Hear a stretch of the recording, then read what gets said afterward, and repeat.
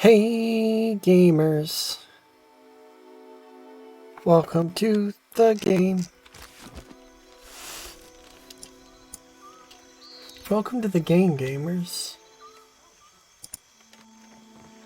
We're back, doing game stuff.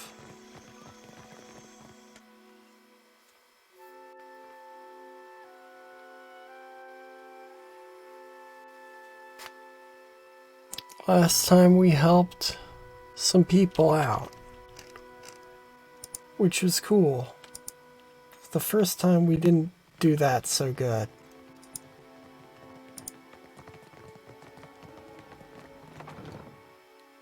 We helped a dragon out, which arguably is more important than helping out people, because dragon. But, you know.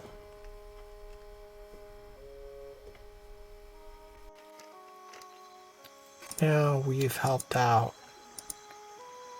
people, which is good.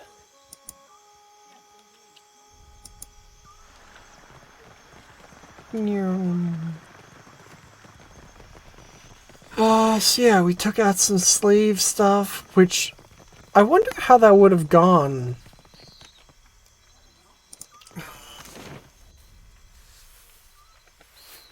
With the Huana people, had we sided with Ferrante and like helped the slavers out? Like, would we have just like not been able to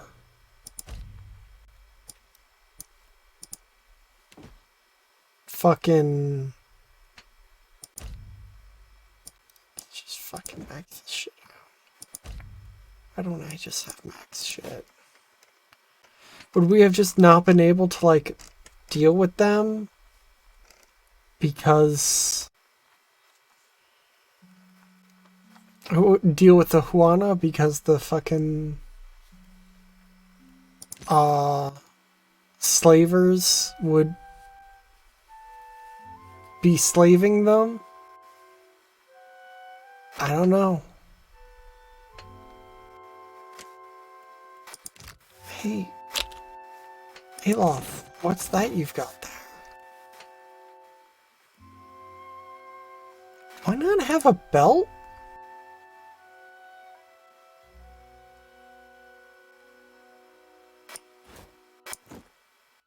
How did I not have a fucking belt?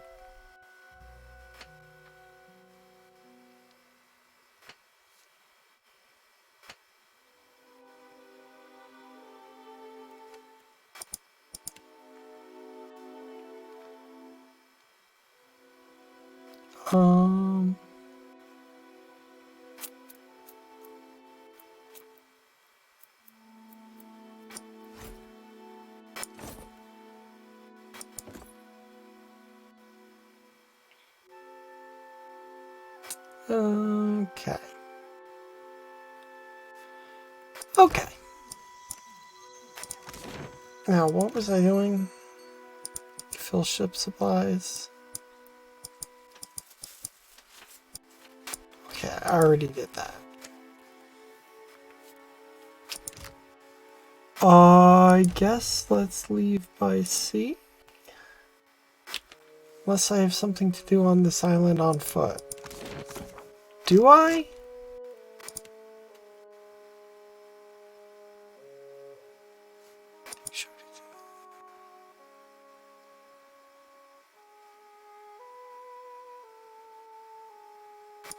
No.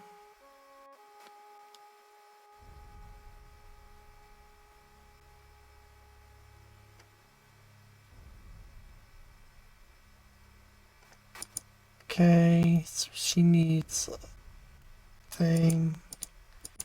Family Pride is the murder one that I'm not gonna do.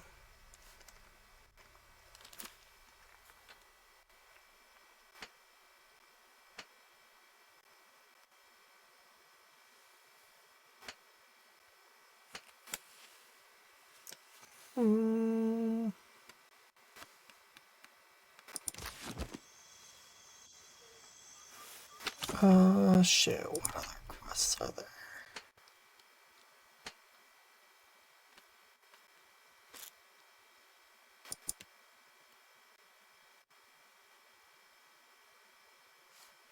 Kokara, there's Luminous Audra there, so let's head there.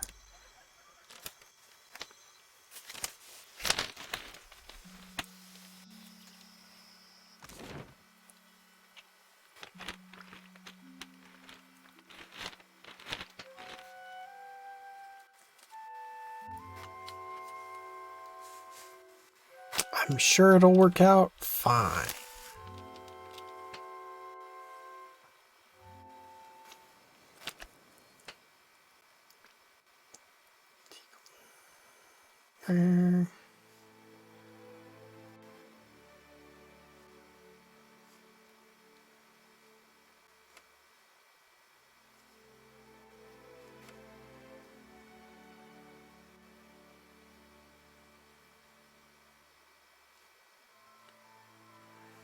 Do I not know where this place is?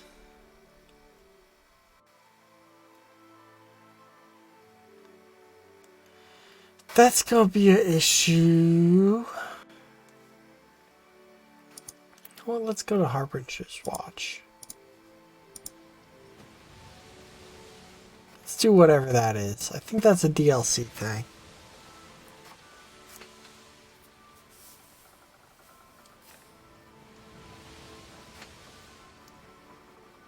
I'm sure it'll be great. Perfectly safe. They just want to invite me to a feast. What could go wrong?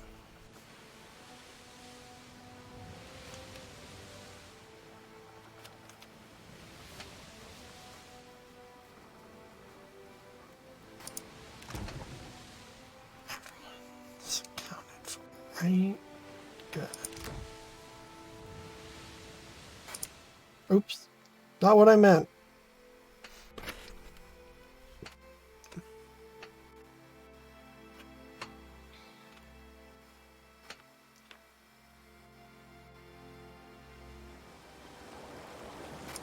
Oh.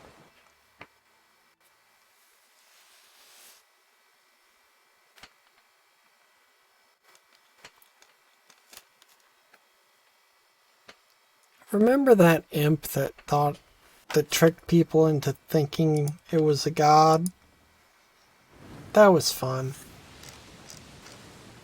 We killed that motherfucker.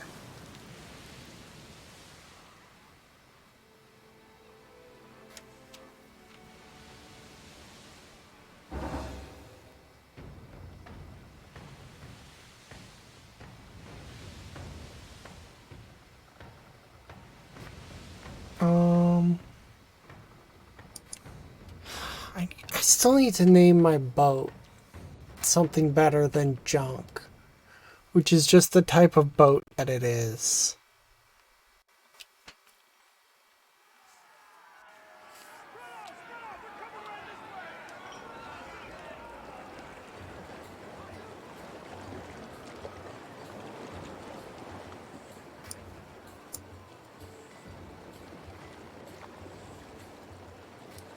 Wow! Got a lot of buffs. Right off the bat.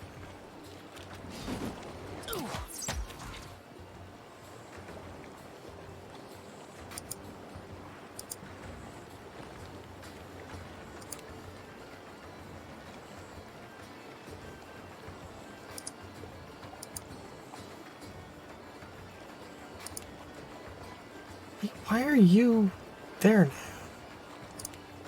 Did that throw off my formation? It absolutely has.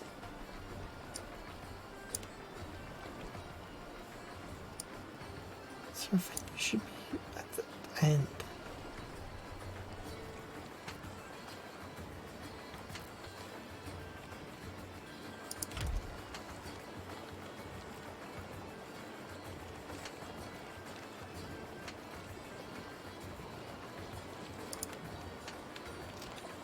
Okay, now what was I doing?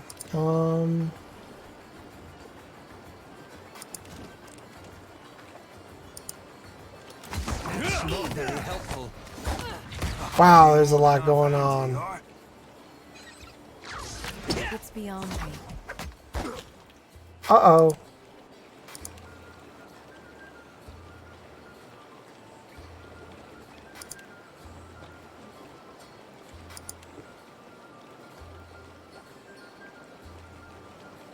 Shorty, what are you doing? I don't know what that is. Some sort of beam? Health allies and inflicting freeze to enemies. That's good.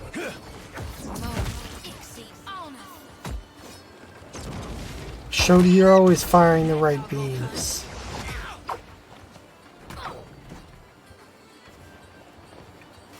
Always firing my favorite beams. That Shody.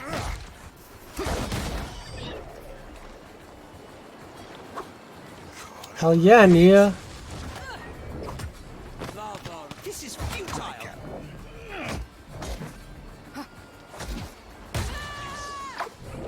God, this is impossible to keep track of.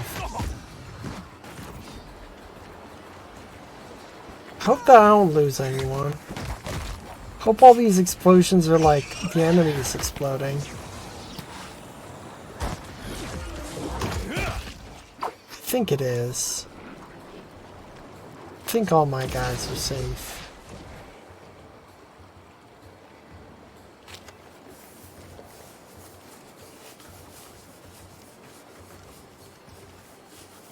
Cool. Oh. Got a weapon stick. Some cannons. Hat.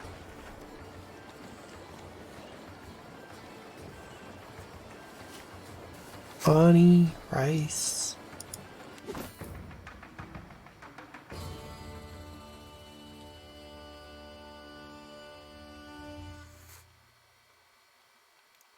That's what you get when you fuck with me.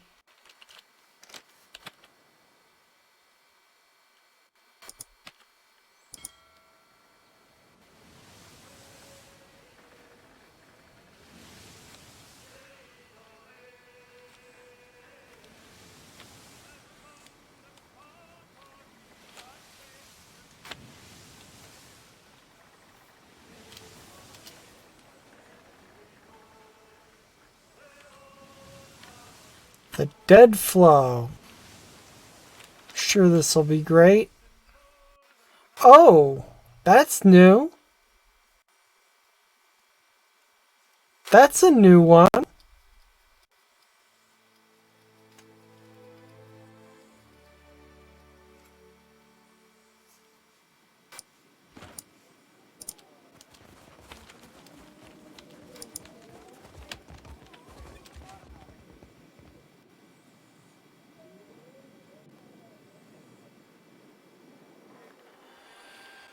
A wet, heavy thud draws your attention to a figure standing atop the icy cliff. Light glints off the cleaver he holds readied overhead. The blade arcs down, evoking a fine red mist that hangs upon the frigid air. The kid straightens as his gaze finds you, and he fixes you with a single pointed finger from the blood-stained hand. It is you! Come at last! Greetings. God, what your fellow traveler! A day of glory this turns out to be. First auspices of a visitation, then the arrival of the Dusk Speaker. Truly, I hear the call of winter. Did you just call me the Dusk Speaker? Can't fault your hearing.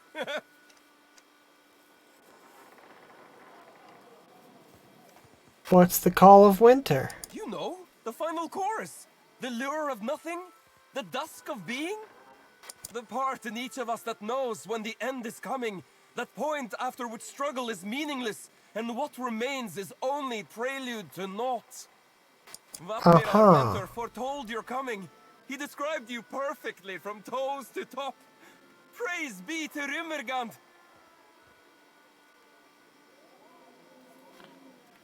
Vatnir's the one who sent me this letter. Man squints down at the paper before nodding vigorously. Come in, Dusk Speaker, come in! Be sure to speak with our mentor Vatnir. He's down in the chapel in the middle of the settlement. Eat and uncask the beer! The Dusk Speaker has arrived! Seems like a nice place.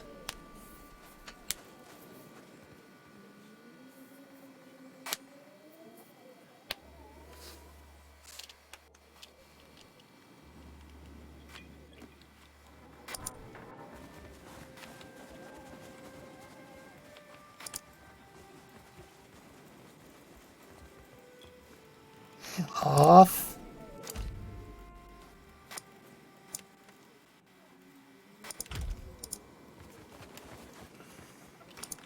I always thought of the beast as having 4 legs. An aurochs, yes. But with the torso of a man. Exactly. Wait, what say? How can God have torso of man and body of orcs? He is a god. He can be anything. Fair enough. You have a name. The sculpture is carved from a block of ice, towers over the Glomfallen woman. She moves about the sculpture, chisel in one hand, a mallet in the other. Her scrutiny clings to it as if it might melt. Excuse me. She turns to you, her snow-white eyebrow arching over an amethyst eye. Yes? What is it? Well, ain't she just a basket of warm and welcome? Shodi rubs her arms against the chill. That ain't the tone of a lass glad to spy you, Cap. More than I'm familiar with it myself. Thoughtful, Shodi rubs the knuckle along the edge of her jaw. It's certainly something. What's it supposed to be? Do you jest? Or was that your idea of an insult? It clearly represents Rimergand, the beast of winter, the final god. Obviously. I thought Rimergand was less man-aurochs and more of an aurochs. Because the gods are limited to a single form. Is there something you need?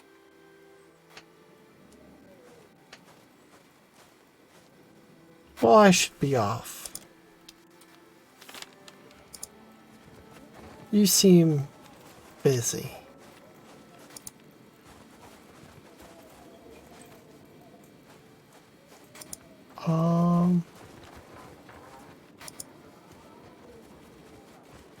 Okay. Seems like there are a lot of harbingers. A word I always have trouble saying. So I always want to add more R's to it. Harbinger. Harbinger half yarn. Go, go! Vatnir awaits!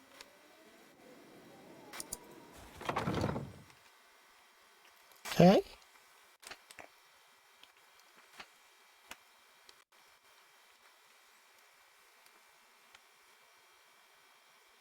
Vajir, you must be our honored guest. Vatnir said to expect you. The man stands from the fire and brushes his hands together, a smile splitting his patchy ice-colored beard. Not that he said I should expect so many. No matter, room will be made. If there is anything you require, you need but ask. I will strive to deliver. Oh, and before I forget, a welcoming gift.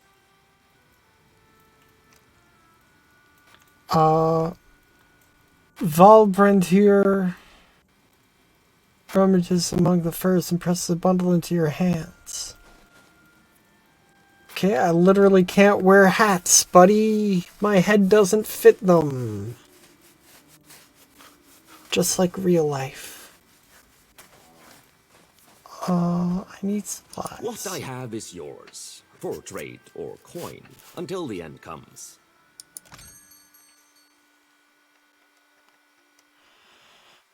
I'll take your hammers and chisels, ropes and grappling hooks, pry bars, and flint and tinders.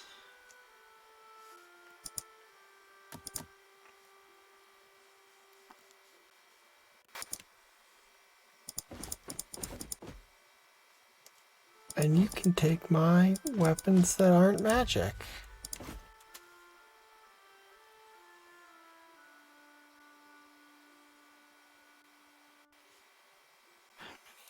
Just grimoire.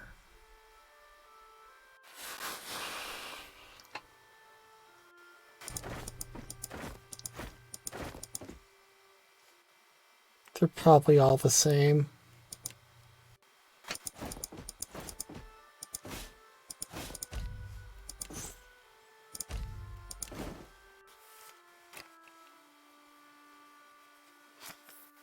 It'd be rude to sell the clothes he just gave me right back to him, right?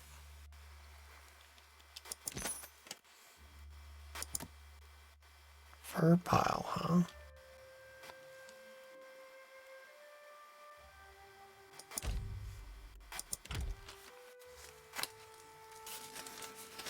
Oh no, the fur pile is tempting.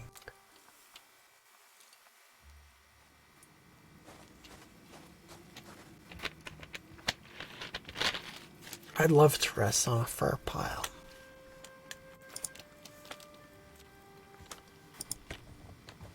Okay, so am I supposed to go deeper in here? Is that where... Ah. And why shouldn't we fear death? What offers death save erasure? The man speaking before the room wears the same tattered robes as his gathered congregants, but his head is wrapped in soiled strips of linen. I return to life cleansed of experience and understanding, ignorant, set to suffer again, to repeat our mistakes endlessly, to fail. But the beast would spare us this suffering, would offer us succor, mercy.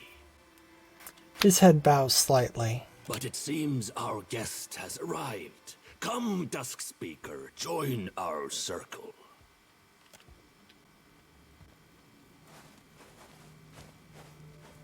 Look upon the Dusk Speaker and be glad, brothers and sisters, for she heralds an end to your suffering.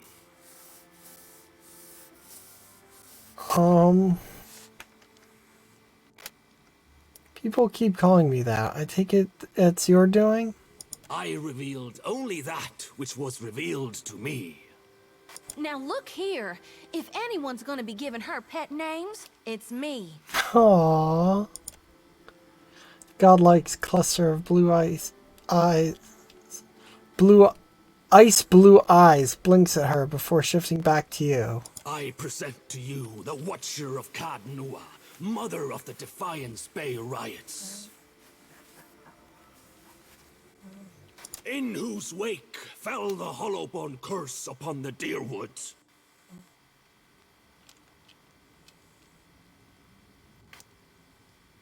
The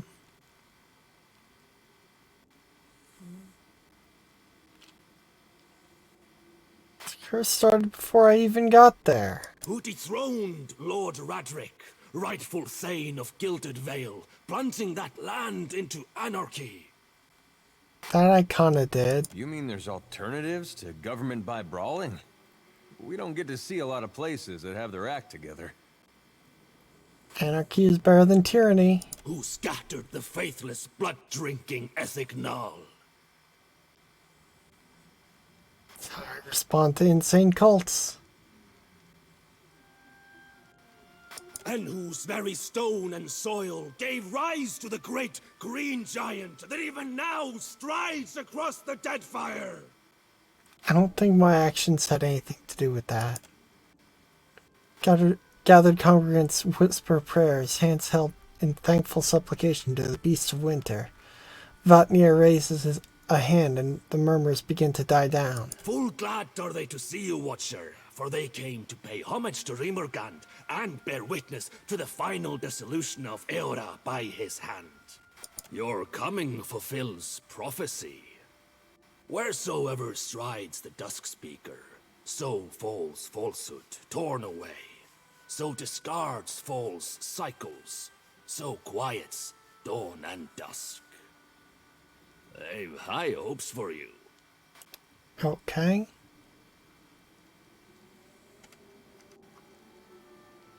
Is this why you invited me out here, to fulfill your prophecy? Vanir says nothing for a moment. His impassive mask hides his features, but the cant of his head suggests he's considering your question. I think perhaps more to put your role in it to the test. Prophecy fulfills itself by its nature. But your identity as the Dusk Speaker, that's not yet irrefutable. Why are you all so eager to die? It's not death we seek. It's oblivion. The final, Mood. quiet calm in which all things stand evened and equaled. Escape from the endless, torturous cycle of death and rebirth. Valid. The cycle represented so clearly in your dark features. Yeah. I'm sorry, I'm not here to end the world. Precisely my point. Whether or not you mean to cause chaos, chaos follows in your wake. You're chosen, whether or not you choose to be. Fair. Now, if we may have the pleasure of your company, Dusk Speaker, we've prepared a feast, at least by the standards of our humble means, for your... His words are cut off by a tremor that rocks the floor beneath your feet. Oh, it's shaking. The messenger returns! Vatnir points towards the sanctuary's entrance. Go forth and bear witness to his message! Don't leave me behind! I like how their hoods are all different colors. The messenger awaits you. I shall follow close behind. Alright, dude.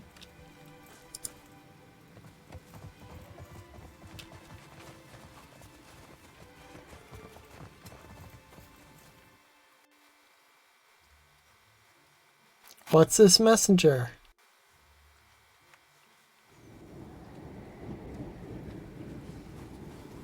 He returns! He returns! So close. Such grace, such majesty.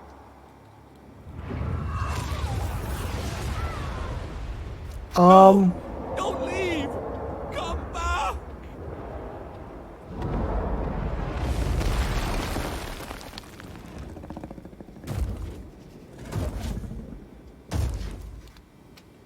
So the messenger is a dragon? Happy? These folks are making the Scanites look downright reasonable. A dragon that kills people. It's a very cool looking dragon.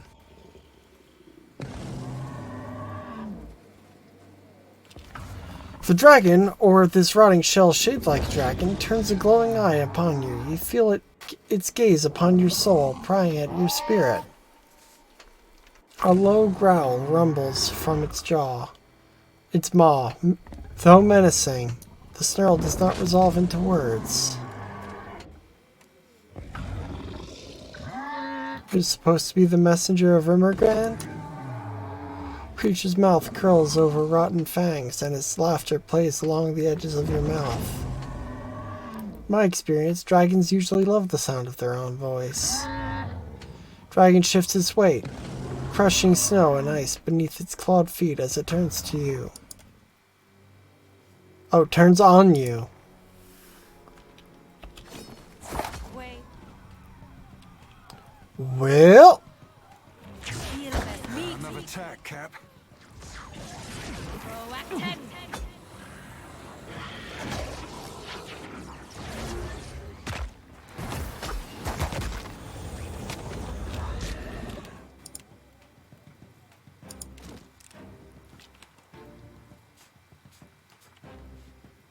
Let us end this! and That's not very helpful. That's not very helpful.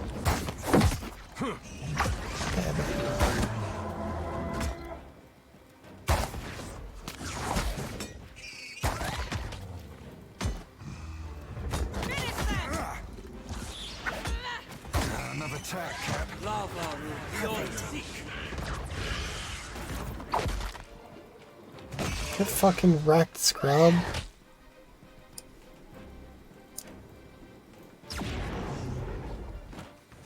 Wait, can I loot it?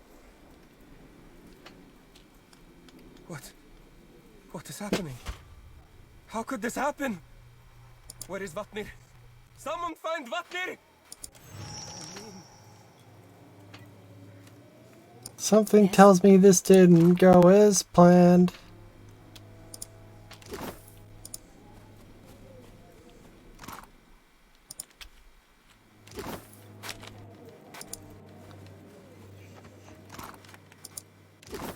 Better loot everything that I can. I shall.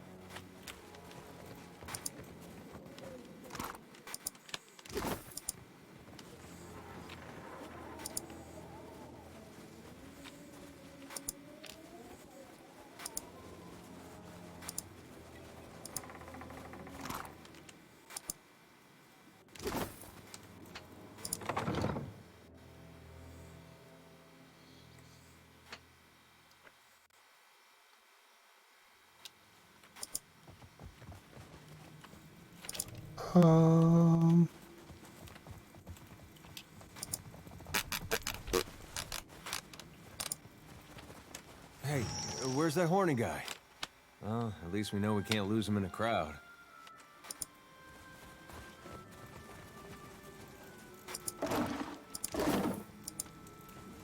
Also, Adir, can you not refer to him as that horny guy? What have we here?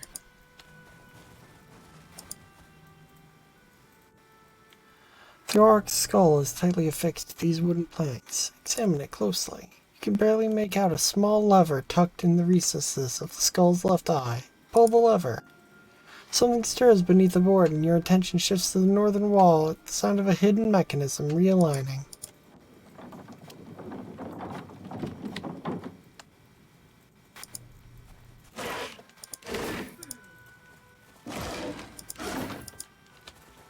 Hey, Vatnir. How's it going? Vatnir cowers, hands atop his bandaged head, fingers interlinking defensively. He doesn't know how to react at all to your presence.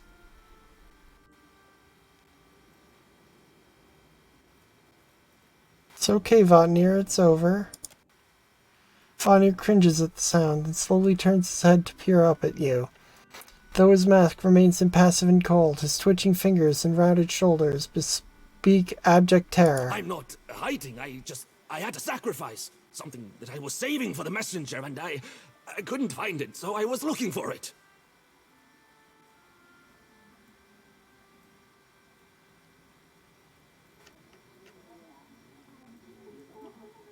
The beast is dead. You can come out now. That's good. That it's dead. It's been harrying the watch now, well, for years. But people keep coming, and it keeps eating. Oh, hey! Welcome! Thanks for stopping by.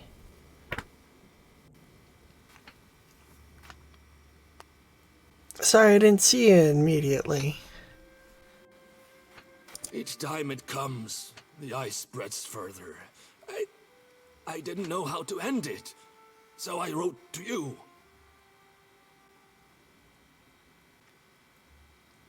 What can you tell me about that creature? I don't know what to tell you. It's a dragon, or looks like one. And rotten enough that linking it to the god of decay seemed reasonable. You're full of horse apples, you mean? She puffs out her cheeks. This place is holy to him, so perhaps I'm not wrong. Yeah, lurkers are always welcome. I always appreciate a good lurk. Why did you write to me? Because you're the Dusk Speaker. You chuckles, though the sound dissolves into a series of thick, wet coughs. So you keep saying. The title fits.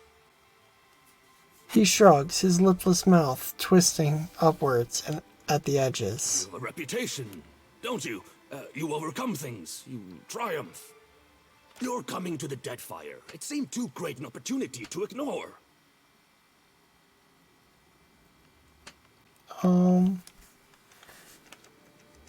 Do you know why this iceberg exists? We're a long way from the White That Wins. No.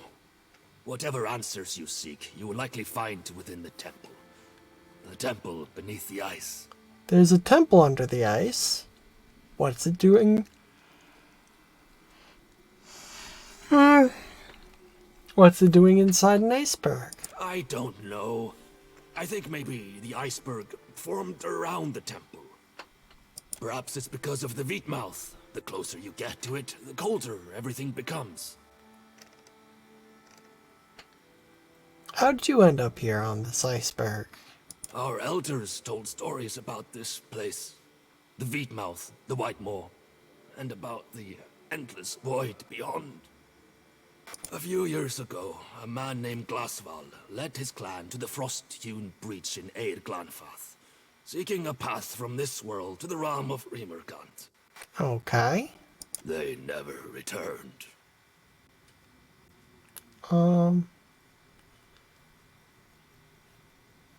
Given the ships and the ice out there, it seems your iceberg's growing quickly.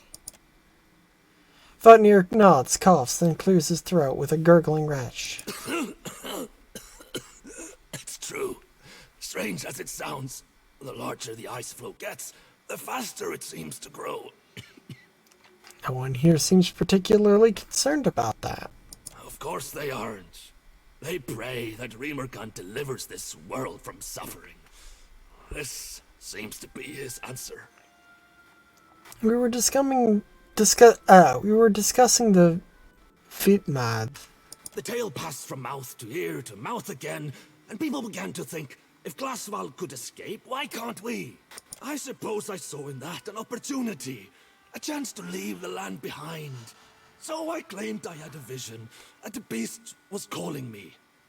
The lie was more successful than I could have imagined. And I can imagine quite a lot.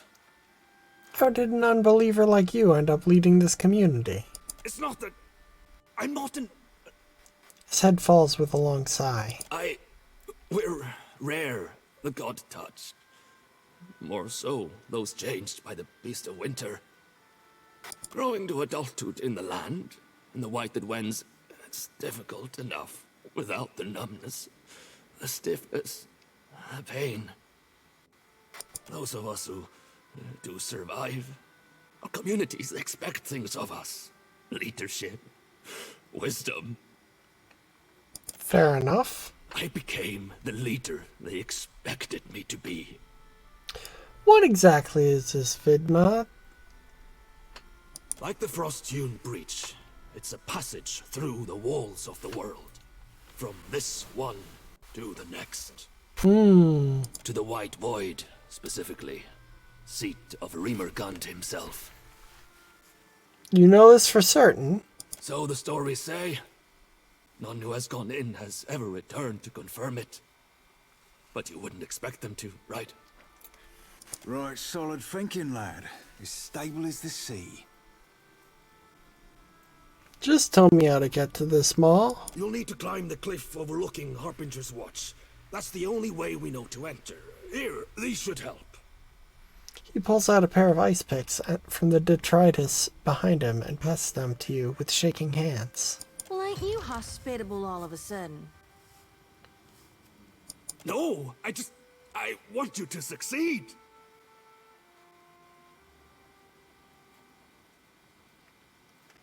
Thank you.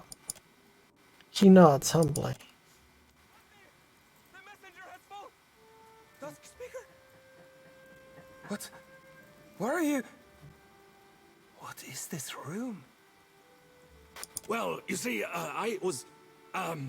we were just discussing some matters of orthodoxy.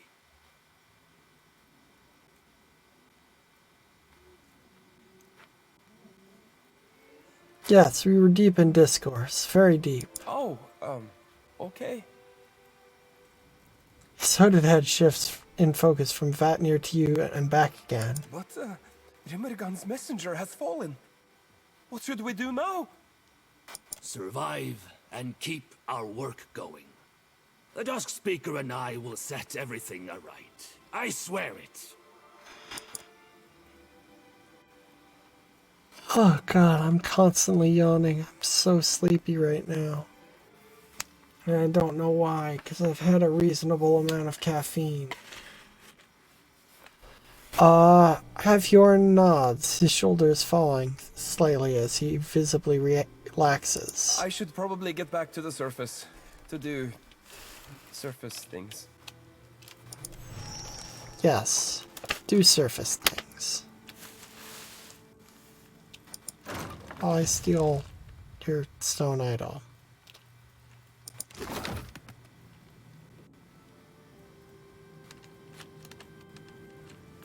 Fortunately, I don't have coffee. I do have soda, though.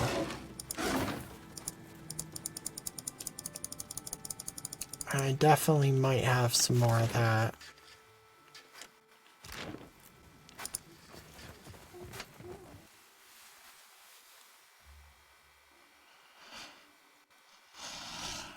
Because otherwise I'll just be yawning every minute.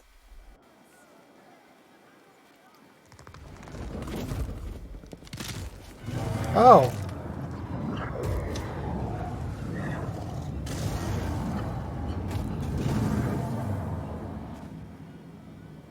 Oh, wonderful.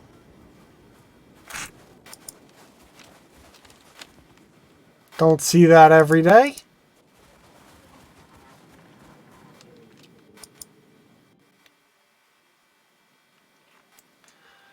The flat plane of ice rises above Harbinger's watch. It angles slightly outwards, overhanging the settlement like a protective curtain. Climb with the ice picks. Hefting the ice picks you took from Vatnir, you step up to the wall. You swing one of the picks down into the ice, burying it. Slowly and very carefully, you ascend the sheer wall. Your muscles ache by the time you reach the ledge, 24 meters above. 2 hours pass. Oof. Climbing for 2 hours straight? Ooh, that would be exhausting. Top of the iceberg spreads before you, a jagged mesa of solid ice and broken by ancient crumbling ruins. The sea shimmers in the distance, a silver ribbon demarcating the horizon.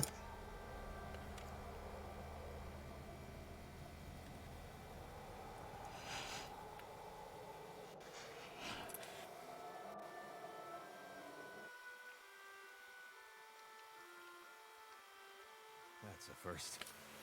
Can't feel my hands anymore, but at least I can say I did it.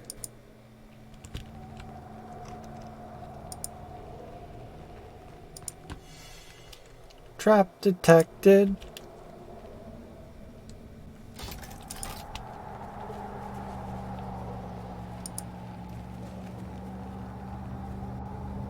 As you like.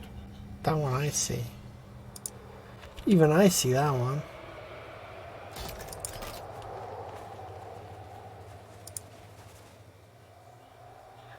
Uh-oh. Spoopy ghosts.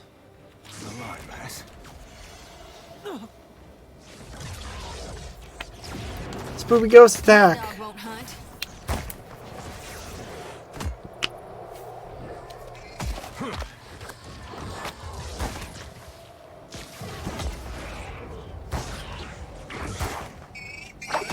I reap what I sow. Lava rule beyond seek. Damn. So help me God, I'll whoop the next one of you who takes aim at me. Haha. I summon dragons that do fire damage, and this is an ice place.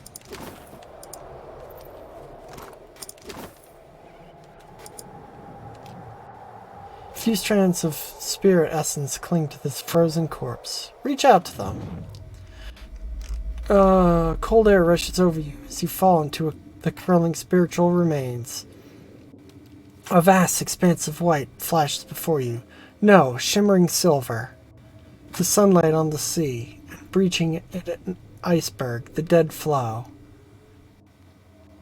Nakili raises her oar, points the dripping wood towards an inlet. You row, and time slides away. They seem to manifest it from the fog, long and tall with harpoons and axes.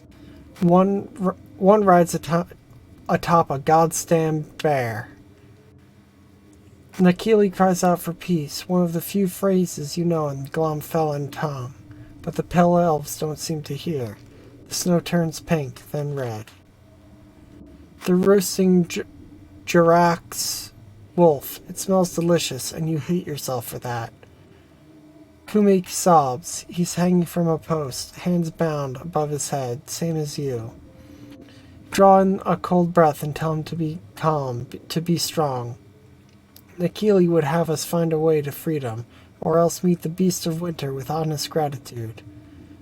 Nakili is dead, he says. Fuck the beast of winter. None remain. No, you remain. The others swirl about you with the snow, howling and hungry, dead and lingering. You've seen no one else. No Anutanik, no Glomfellan, for days. Know that. People of the tundra. Boreal dwarves. Good to know. You've seen nothing save fog and snow. And then the fog shifts, splits, steps forward toward you on hoofed legs. Its horns curve upwards, caked in rot. Twin ice blue eyes, crusted and roomy, drink you in. They offer you mercy. You accept. Oof. Temperature has slowed the decay of these corpses. Their lips are peeled back in collective grimaces. It's fucked up. It's fucked up is what that is. Uh-oh.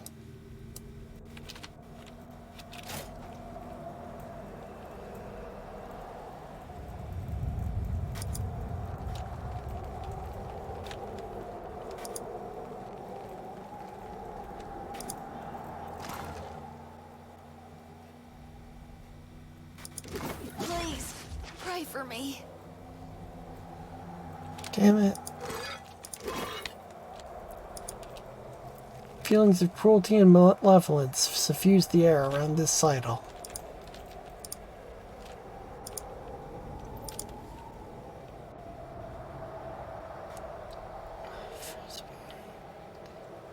Superhero system shock.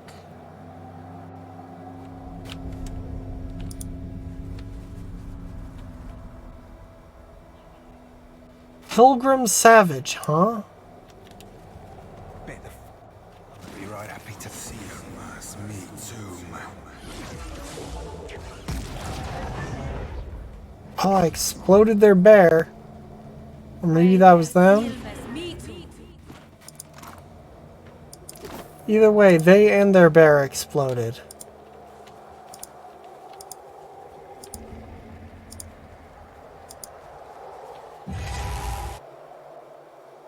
Sigil of Pain.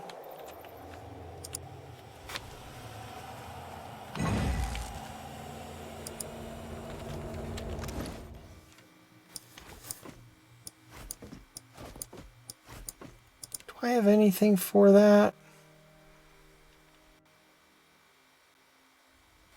Sigil of Pain Wardstone.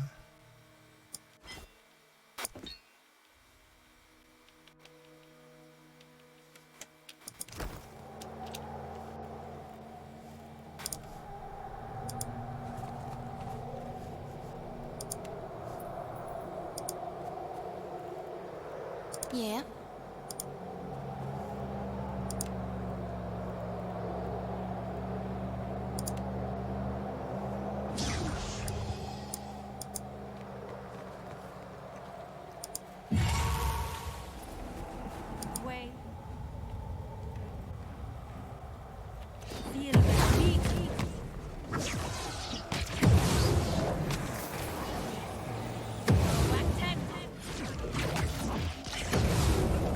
Don't like the sigil of pain.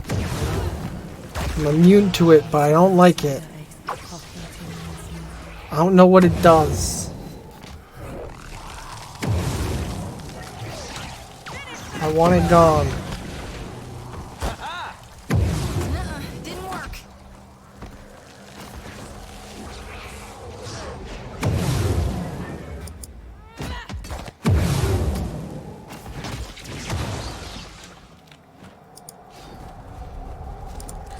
No.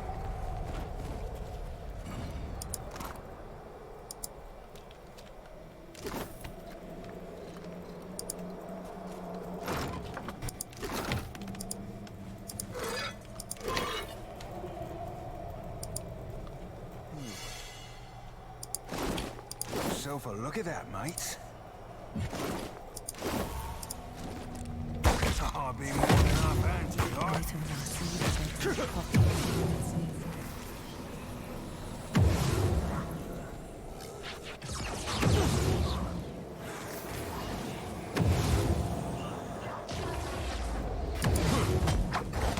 Hey, watch it with that.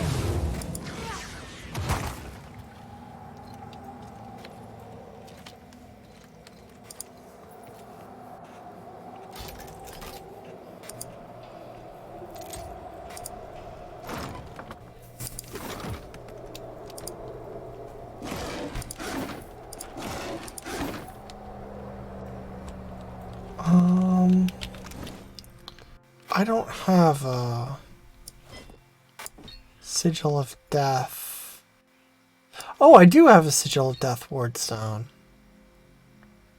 Do I want to use it? Yes?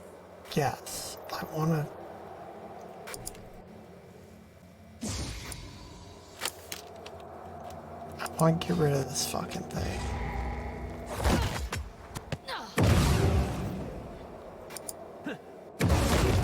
Didn't work. That's me too.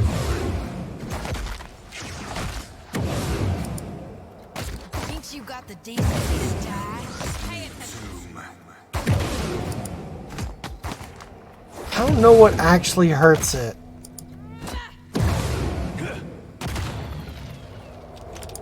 Looks like Aloth's blasts do.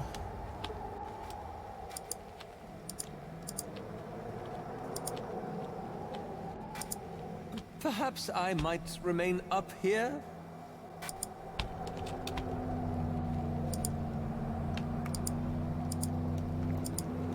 Okay.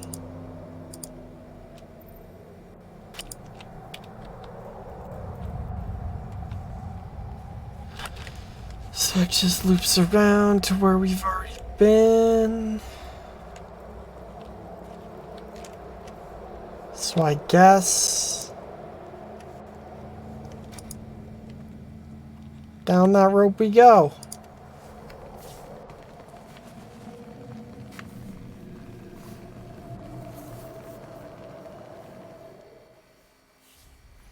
Thick spike juts from the ice here. Someone has secured a rope to it. It dangles down the sheer face below. Why?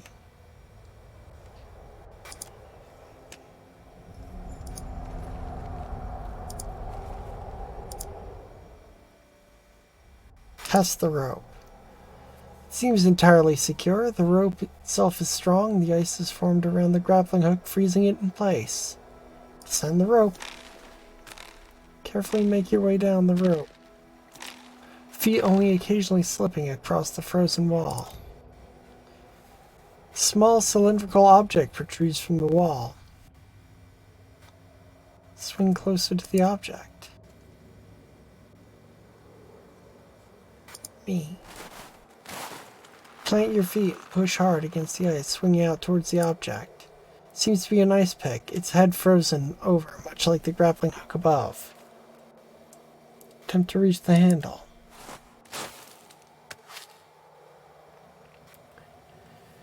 You again push against the ice to face the ice face with your feet, this time focusing your strength to propel you towards the pick.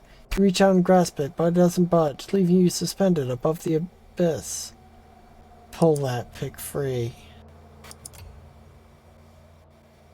Pull as you might, you cannot budge the rime-rooted ice pick.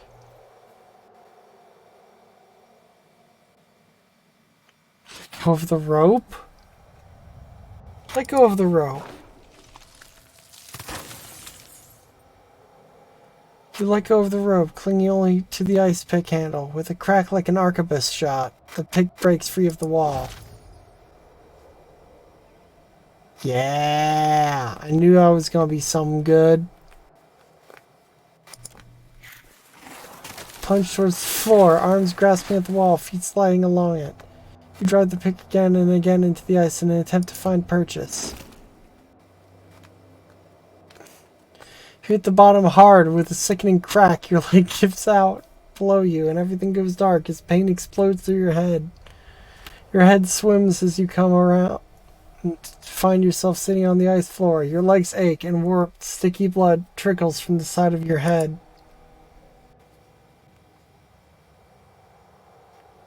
Oof.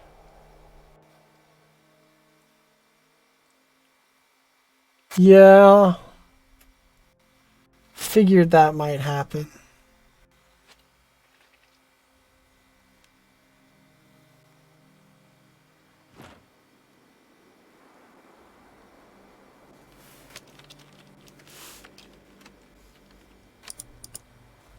About time we'd be spying something that weren't solid ice.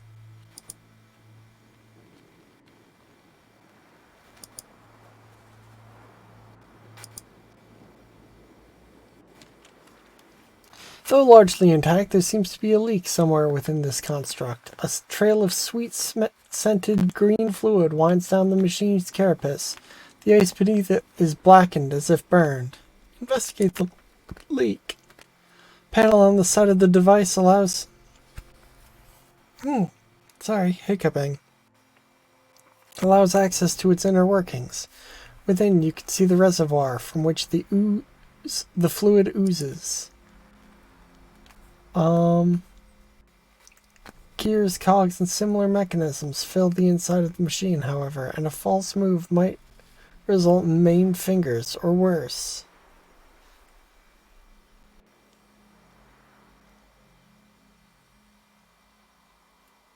Siphon fluid from the construct.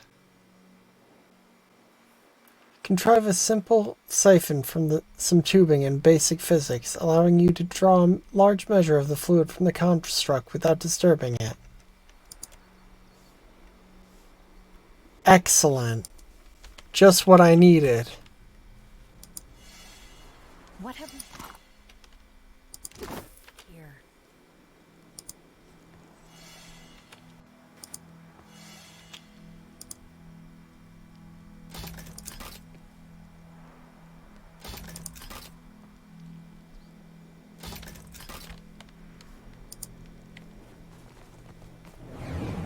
The Rhine constructs have been disabled, sister.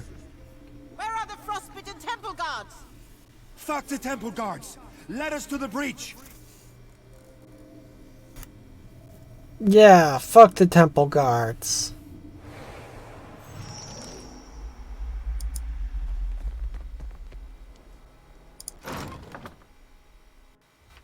Solution.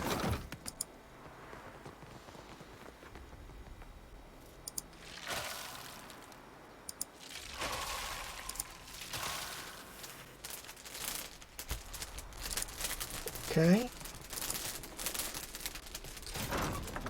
Uh-oh. Wretched knee? Damn. My dudes are all fucked up.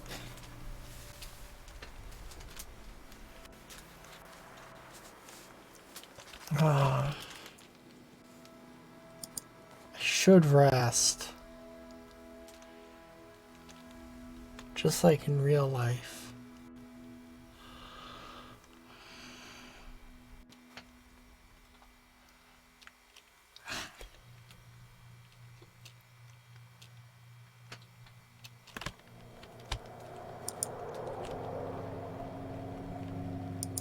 Now here's thing.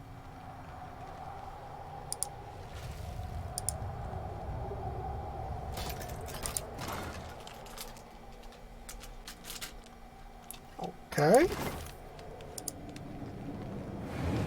The dragon breached the chapel walls. Greenhide is there! She turns her prayers to Rimagant! With me, sister! We must to her defense!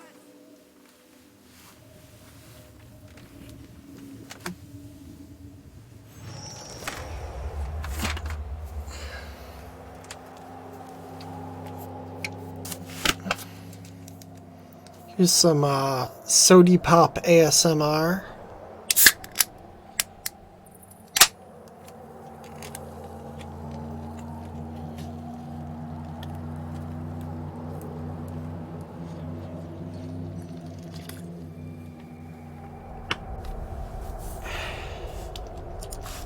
Beverage.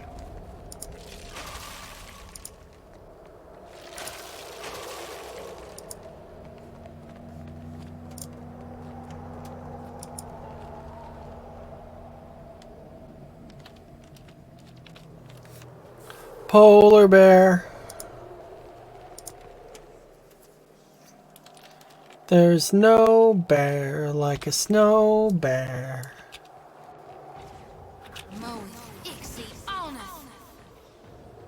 That were a beaut.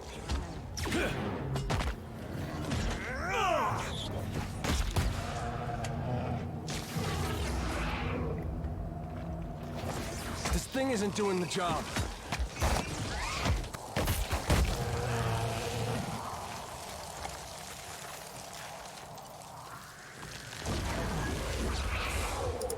Free bear.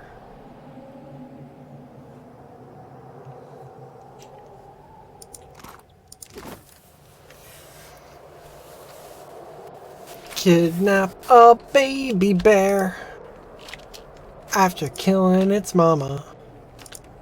It's what you do with a baby bear if you do not want drama. Constructs have been picked clean as sweet-smelling liquid drips from their butts through open wounds.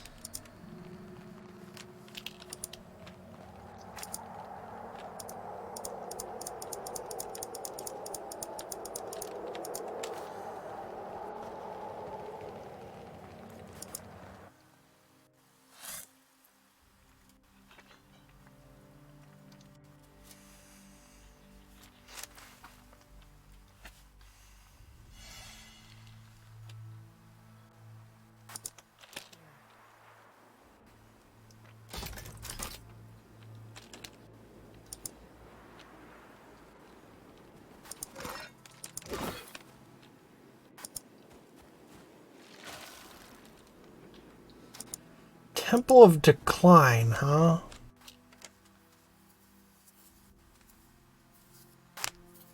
Don't know how much I like that.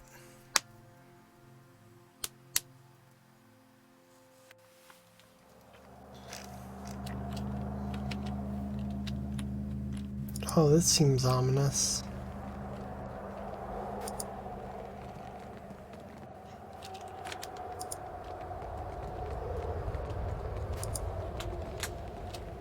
Oh, this is ominous. Oh, hey, it's you.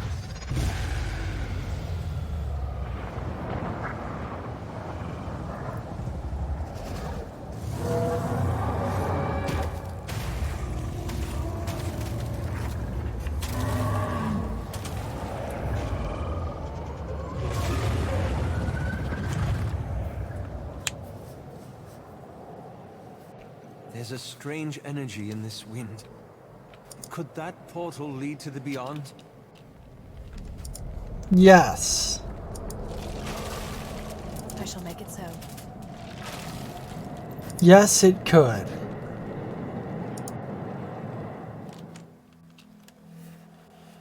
What you initially take for yet another frozen corpse appears, on closer inspection, to be a heavily armored figure encrusted in a jagged layer of cloudy bluish ice.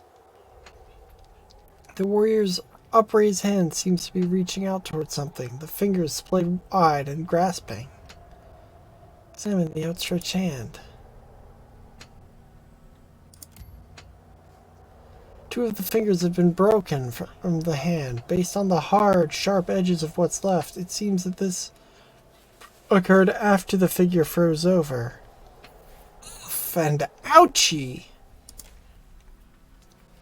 The angle of the joints indicates that the warrior once gripped something tightly. Something since removed. Deep scratches at the wrist suggest that someone clawed at the figure over long after it froze over, perhaps to remove the absent object. The figure stands straight, shoulders a bit forward, as if against a strong wind. Posture bespeaks a deep resolve in the face of terrifying force. The upraised hand seems to be warding against some threat. Examine the armor.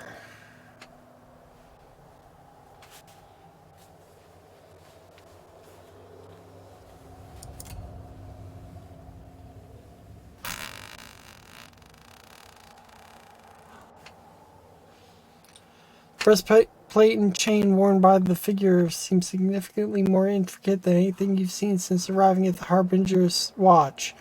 Padding and heavy cloth complete the panoply, probably as protection against the cold. Search for presence of spirits. You open your soul to the presence of other spirits. While a few strands of weak soul energy cling to the frozen figure, you sense no soul present within the near body. Remove the helmet? The helmet does not appear to be as solidly frozen to the figure as the rest of the armor. A few minutes spent wiggling and tugging frees the helm. You lift it to reveal an elven woman with bluish white skin and darker blue hair. Coloration in the heavy epicanthic folds hooding her eyes mark her as a glam felon. Helm of the White Void? It sounds cool as hell. Remove the armor? The armor's intricate straps, weaved chain, and interlocking plates have been frozen solid.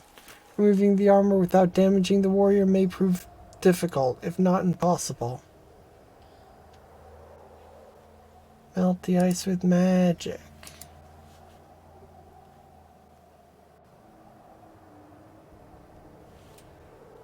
Ball flame. Ayla summons forth a blast of flame. Steam bellows outward as the ice melts away from the corpse. After a moment, flickering orange light and crackling sounds emerge from within the cloud of the as the corpse's clothes ignite. The charge remains sagged to the floor, rapidly cooling as the magical flame runs its course. Gather the miraculously unharmed armor from the remains. Okay.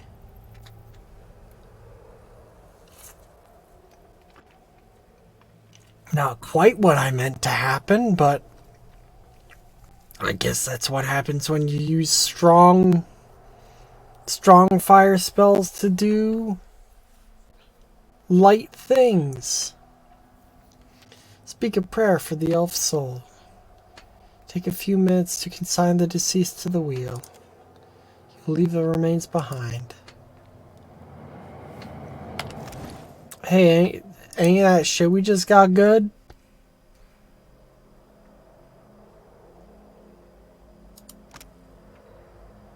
Oh, it's soulbound.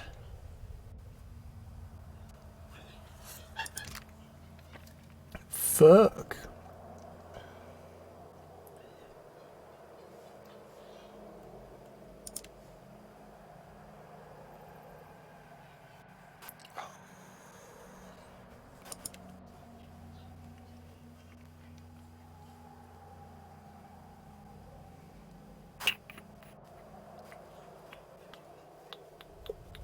Grants spread chaos. What's that do?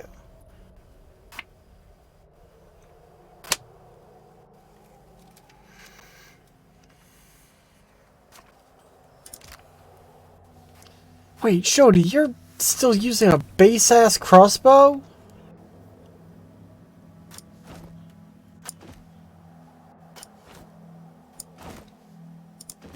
What the fuck?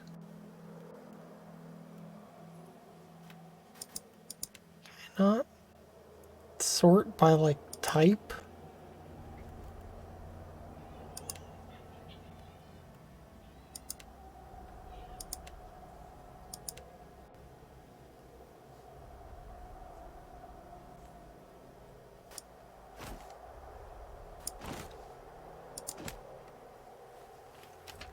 Okay, now back to what I was doing. Who gets...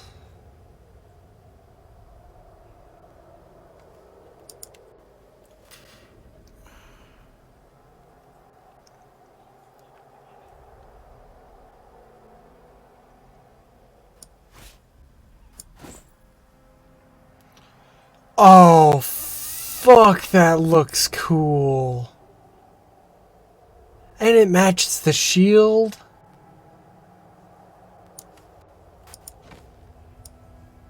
And it kind of matches the bow.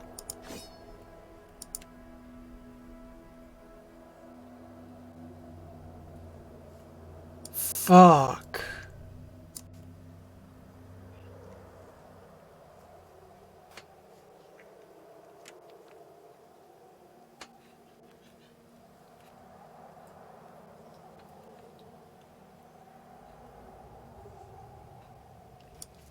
You know what?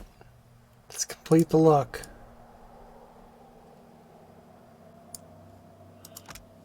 Find soul.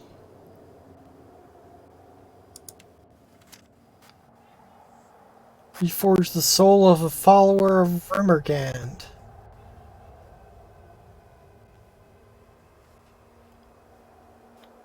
Don't know what that means.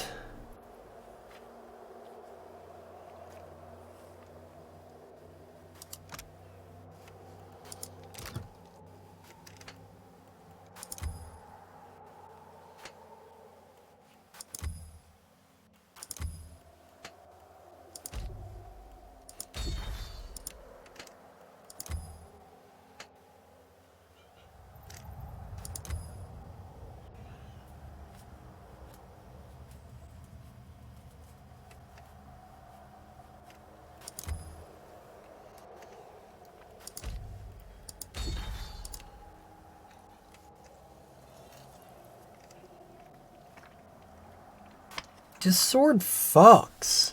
Holy shit.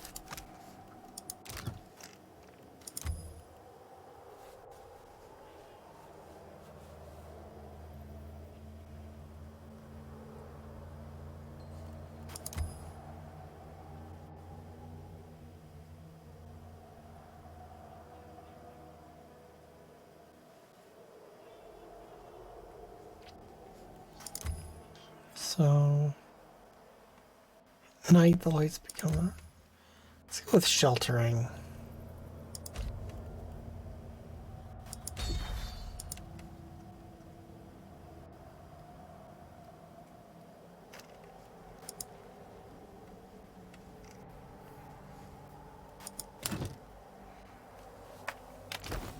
Okay. Oh wait, and that hat...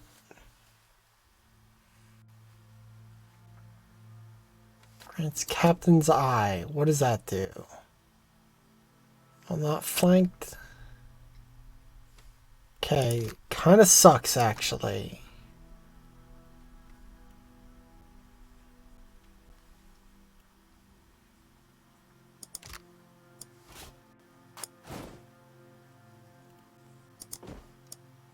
Damn it, dear.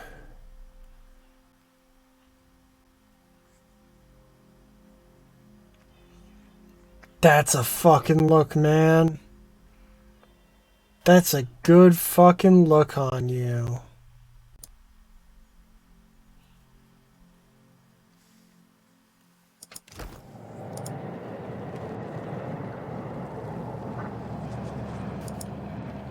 Well...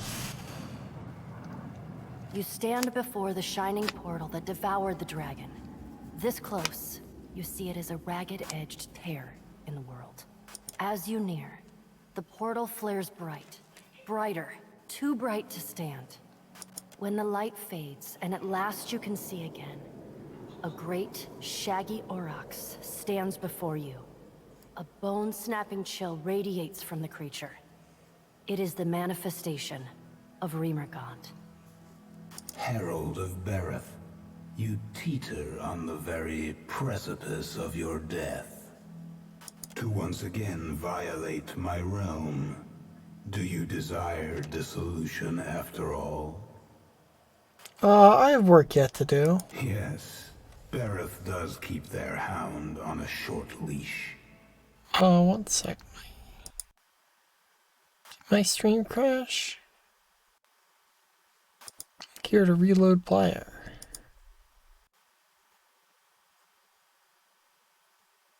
Reconnecting. Uh-oh. Did I lose internet?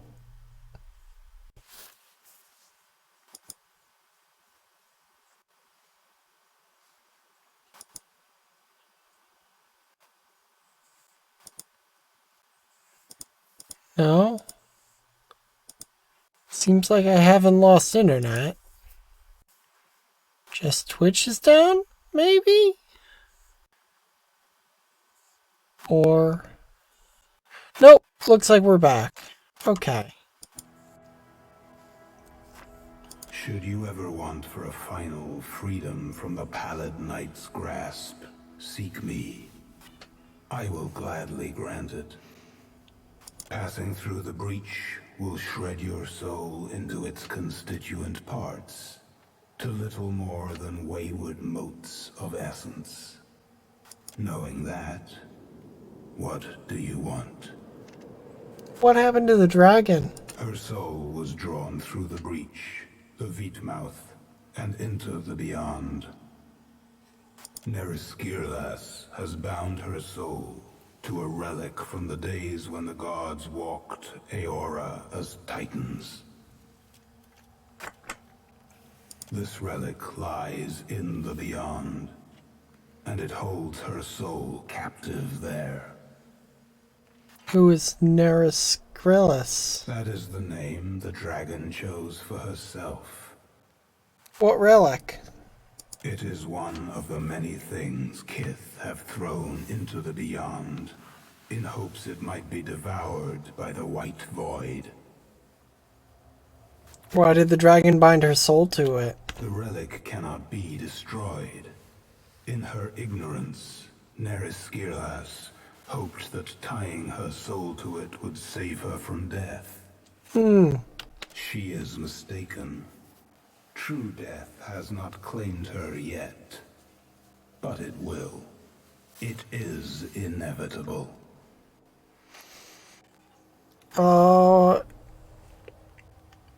Is that why this iceberg is here? Yes. The iceberg is the natural result of Neriskirlas' desperate attempt to evade death. Every time she escapes from the beyond into the here, she tears the hole a little wider. And so, the chill of my realm spreads. And your cult, the Harbingers, what about them? They have done as Kith always do. They have claimed for themselves a place that is not their own. They are no concern of mine. Fair enough. What's the difference between the Veetmouth and the White Void? The Veetmouth is the gaping maw of entropy. The White Void is the hunger that gnaws at the guts of Aora and cannot be sated. Your breach will freeze the Deadfire if you don't close it. That is unfortunate for you. You don't care? I do not. However, there is something you may do for me. Like a maggot, the dragon Neriskirlas has burrowed beneath the skin of my realm. Destroy her. Why do you want the dragon dead? She is already dead. She refuses to acknowledge it.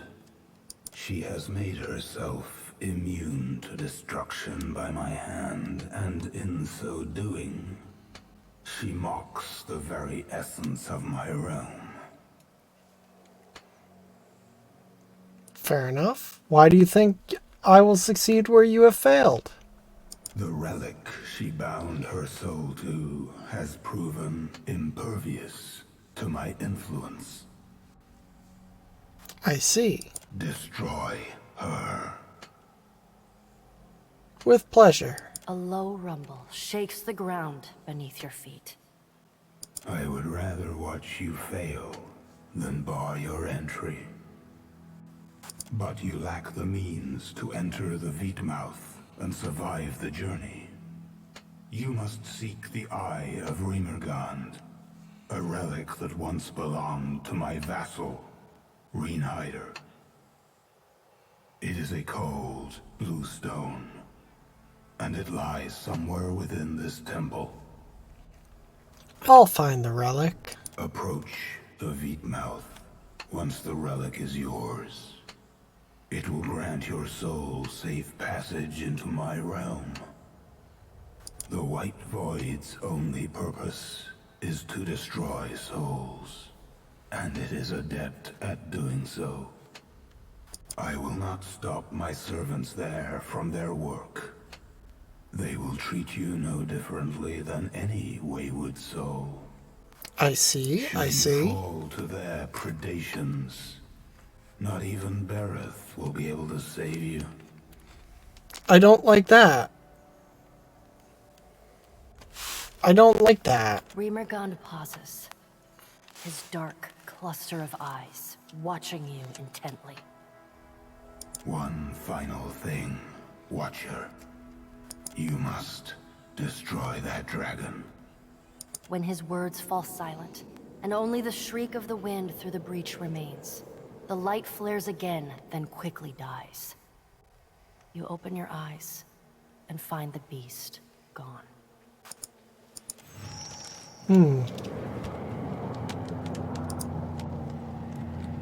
Okay.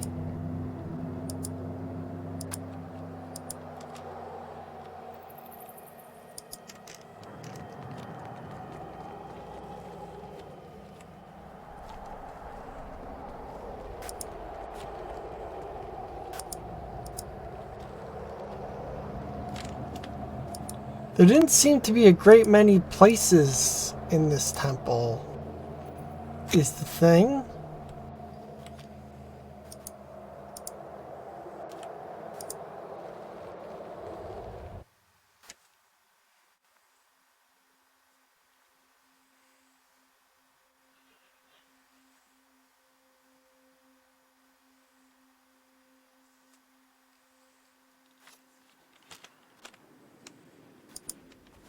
As you like. Icy chasm extends to no visible bottom.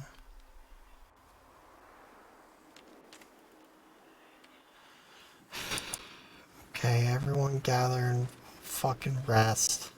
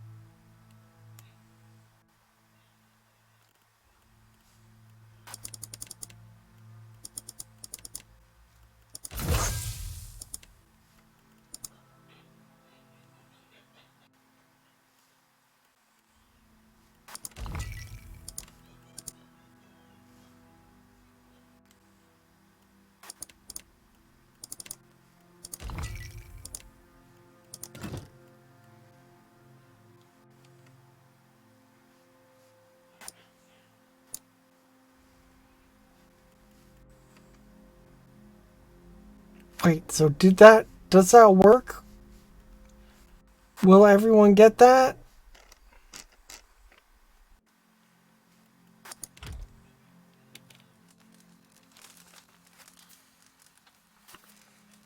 I hope so. No. Cool.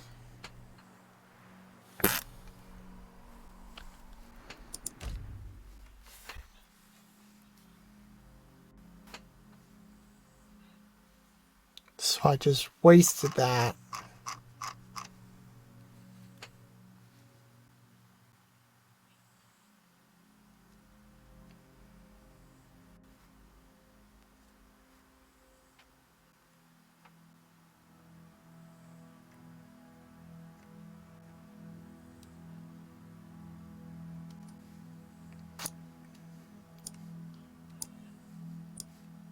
Fuck it. Fire killed for everyone. I don't care anymore.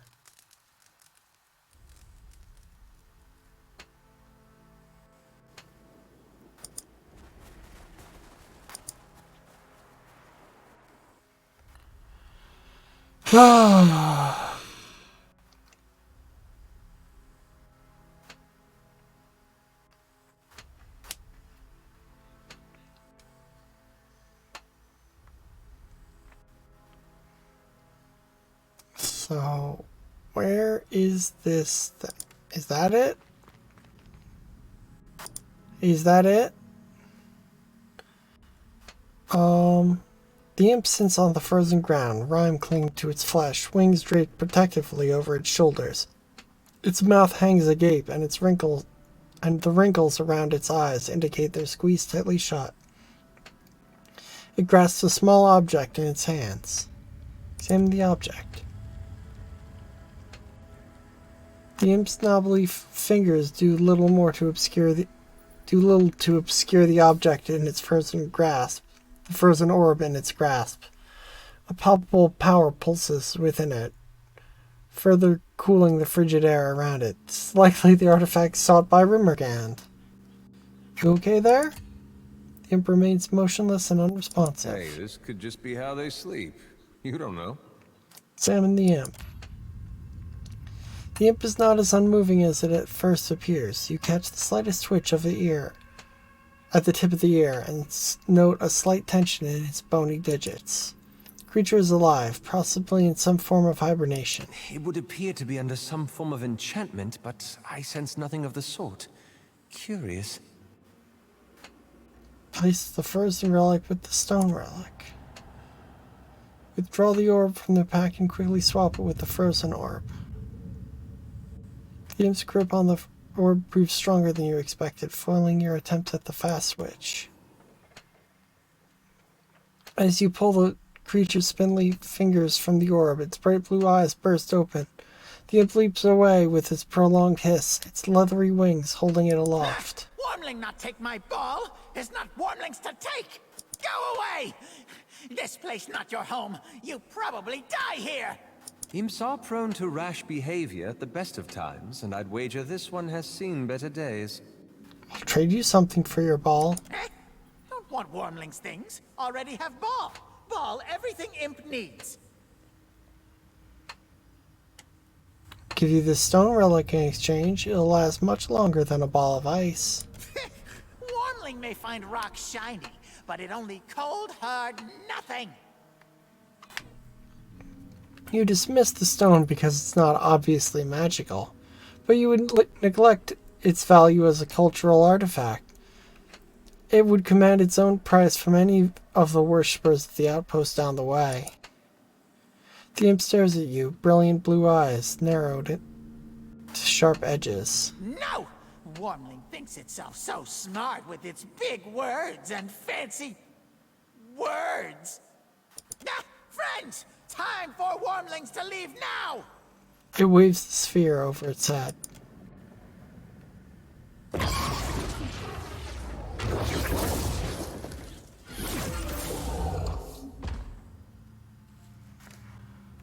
Well, I can't say I'm surprised. can say I'm disappointed.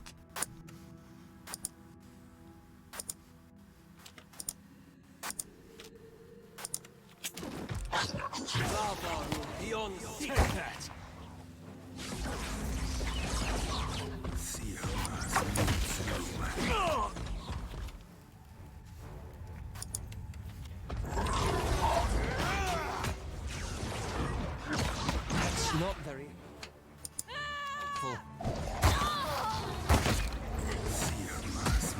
There's a walloping. Right?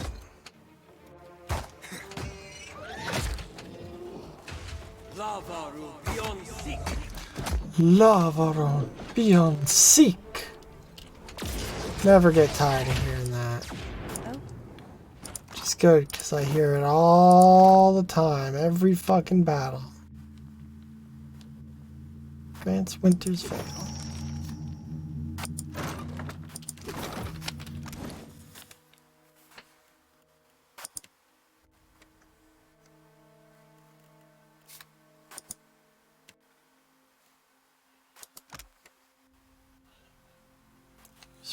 Eyes become shrouded by the Eye of Rimmergand, granting the Veil Touch. They take less damage and can't be hit critically by attacks without Veil Piercing keyword. Okay. That's mighty powerful.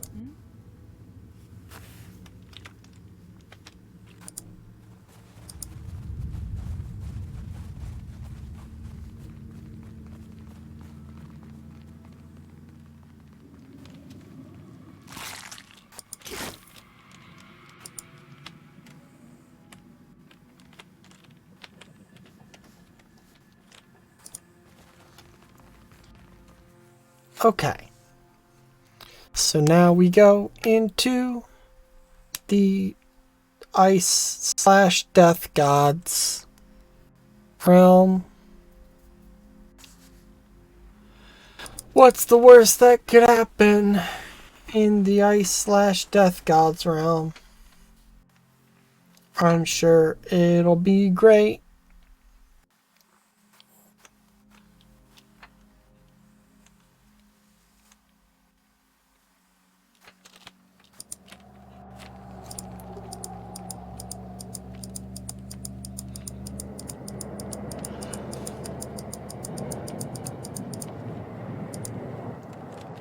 Reminds me of Dark Souls 2, the Icy DLC.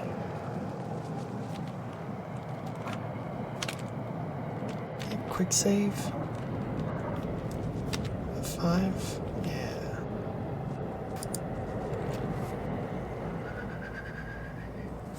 The blinding light of the breach pulses in time with the heartbeat of Aora. Your soul pulses in response. Enter the breach.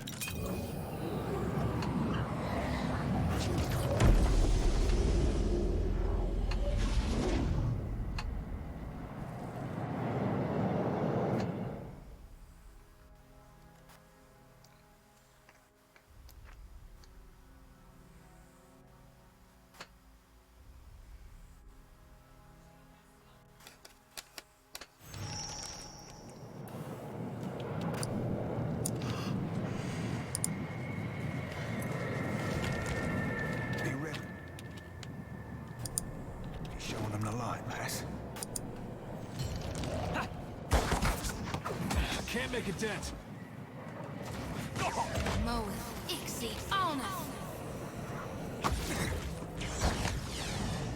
Quick, dragons!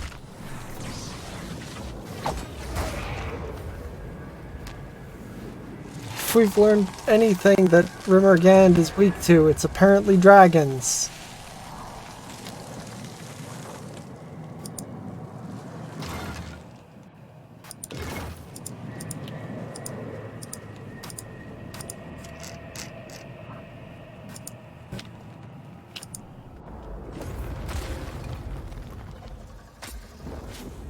Hello?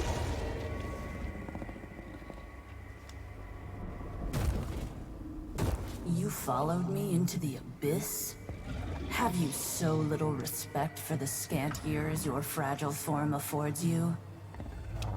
The dragon growls through sword-like teeth, yet the meaning behind the sound rings within your mind. I know not why the short-sightedness of Kith continues to surprise me. Leave while the option remains, lest you be bound here as I am.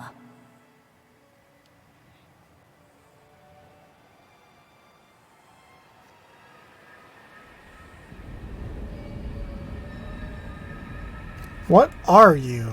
Circumstance does not afford me time to address ridiculous queries. Going to Rimmergan, you died when you entered this place. The words of your dead oxen god concern me not. I won't let you kill anyone else. I delivered unto the believers the oblivion that they desired. You object that I answer their prayers? Rubbing his hands together, Seraphim smirks. Shodi purrs throatily in agreement. It matters not. I require souls. I had very nearly accumulated an adequate amount for my purpose, but your intercession necessitated I expend much. Oh, that's... In the final accounting, the culling that follows shall be upon your ledger.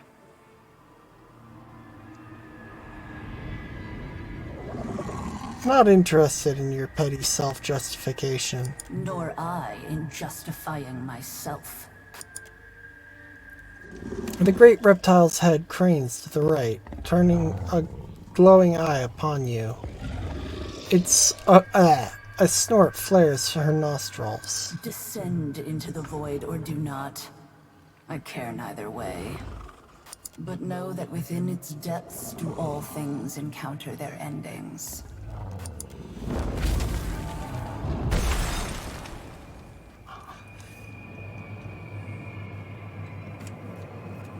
In the silence that follows the dragon's descent, a faint twinge plays along the hair on your arms. After a moment, you realize the sensation stems from your soul.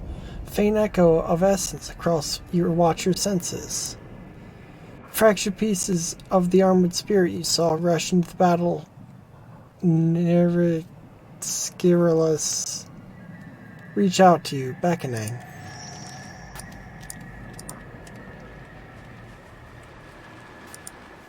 Yeah, I figured I'd be, like, collecting that. Faintly pulsing strand of soul essence collected here, as if seeking one another's comfort. As you reach out to it with your spirit, the broken soul seems to peer back at you. The damned dragon hisses as you drive the mace upwards to the bottom of its jaw. Its attempt to bat you away from the vidmouth, but you duck beneath its claws. You jam the edge of your shield into the side of its neck. You will not allow it passage into the world of the living. With an abrupt shock of pain, the vision ends. The strands of the sundered soul cling to you like cobwebs.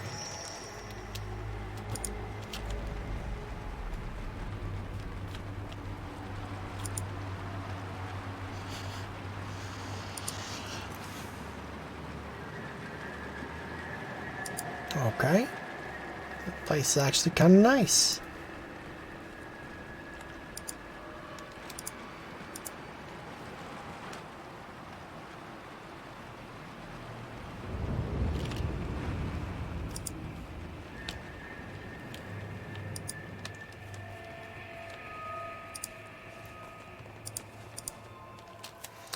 Faintly pulsing strand of soul essence stretched towards you.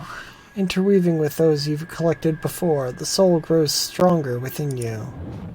It's an honor, your mother told you. The altar of decline rarely sends for Gandhar among the clans. But your heart breaks as the land recedes behind the ship. You never noticed it before, such warmth for your frigid home, but it is stark as day in its absence.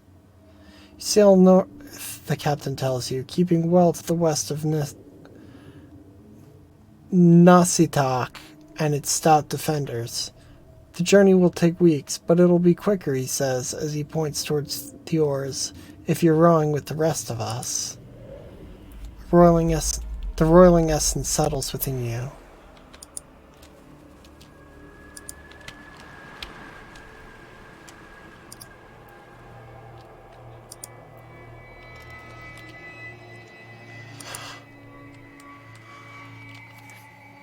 The faintly pulsing strands of soul essence stretch toward you, interweaving with those collected before. The spirit grows stronger within you.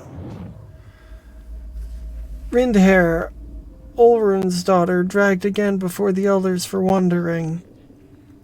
Never leave the clan without another, they said, would say again, each time drumming it into her shoulders with a staff of etched bone.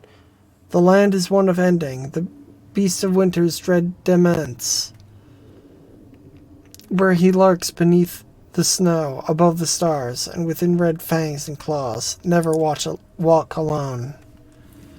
The girl will not learn, Bjarnolfsfall tells them, for her ears are frozen shut. She wants to hit him, but he's a bare-blooded adult grown. She is but a gawkish child of fish and berries. He's not worth another drumming. The elder silences him. She will learn, the wizened elf answers, or she will die. Regardless, she belongs to Rimmergand and not to you. The reconstituted soul pulses like a heart.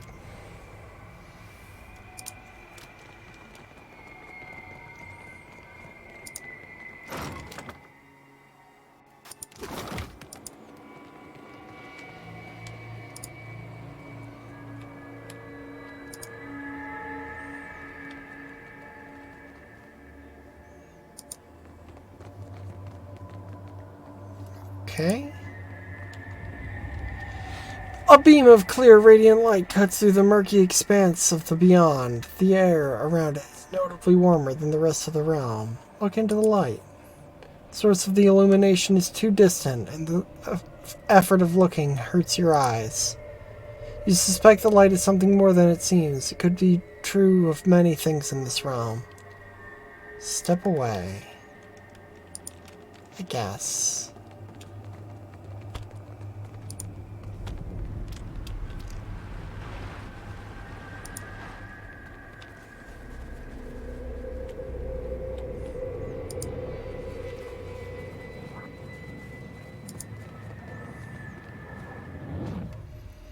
You've only approached the essence before it sweeps towards you, drawn to the growing soul clinging to your own. Frigid cold washes over you. You have to ignore the screaming, to shut it out and focus. The dragon's at the doors, and you've but moments before it's breached them, before it reaches the feed mouth to sup on Rimmergand's gateway, as it has so many of your kin. You will not allow it. In your prayers, you open the way to Rimmergand, forging a road of your soul, from here through the beyond into the great depths of the white void. He accepts. The Veed mouth opens. Winter claims all. Spirit tears itself from you, stepping away even as it manifests a visible form. Soul stands before you, shimmering and indistinct, her sharp elfin features fading to nothing, as at the edges at the edges and extremities. You recognize her form as that of the armored corpse standing frozen in the temple beyond the portal. You trespass. The soul's voice seems to come from everywhere at once, from her, from the air around you, and from within your own mind. Its chill runs down the sides of your neck, a numbness descending from your ears to your shoulders. We ain't never been great with boundaries, friend. I have an invitation. Yes, you and all others. Yet you arrived before the appointed hour. Her brow furrows. Or perhaps after. The figure takes a step closer. The air grows colder, drier. Frost spreads from her feet. You retain yourself. Your life, your awareness, your soul. How? Rimmergand gave me this. Spirit's eyes widen as she reaches towards the orb. She stops short, fingers twitching, before letting her hand drop to her side. Her attention falls to the frozen ground. Your presence suggests that Rimmergand has chosen a new guardian. to put the worm to the blade. To succeed where I have failed. You tried to kill the monster? Do you know what it is? Before it came here, it was a dragon. What it has become since, exactly, I cannot say. It fell upon our temple wielding powerful wizardry. I believed that it desired the temple itself, or our accumulated lore. I was mistaken. What was the dragon after? Rimagund gifted our people with a beat mouth that we might yield to him. Those objects or individuals that persisted beyond their value to the clans. In its desire to dominate the Deadfire, the worm sought to retrieve one or more of the sacrificed relics. Her scowl twists into a smirk. Even if it claimed the relics, the fool cannot return. Its body long since destroyed. Still, its soul persists against the power of this place, and I would see it ended. Dragon seemed pretty solid when I fought it outside the temple. Was but a shadow forged of spirit stuff, by the worm's own will. Similar in form and function to a chanter's summon. How unusual. How do I close the feet mouth? Oh, why? It is sacred to Rimagund. If I leave it, ice will cover the whole Deadfire. Everything ends eventually. Sighing, she shakes her head. Do as you will, so long as you slay the worm. I need to find that dragon. Then you must seek it below. Know that the white void will consume you, however. A few souls here cling tenaciously to coherence. Some for as long as centuries. Seek them, if you would know the secrets of their longevity. This place decomposes spirits. Do not be surprised if the souls require repair before rendering you aid. I imagine, though, that the Beast of Winter would prefer you hasten their dissolution.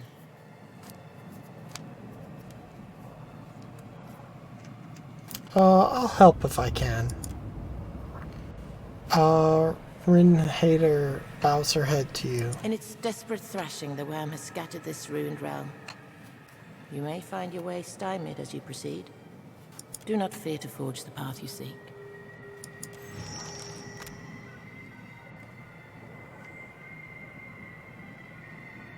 Oh. Neat.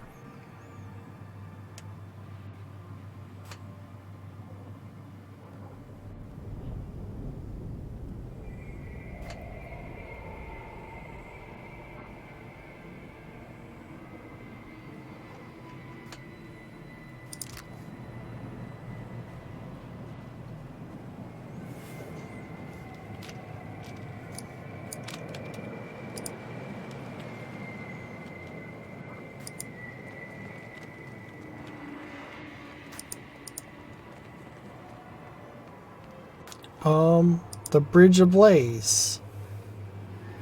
Faint stirring of the air from this portal carries familiar scents, the foliage of Deerwood and wilderness. Step into the portal.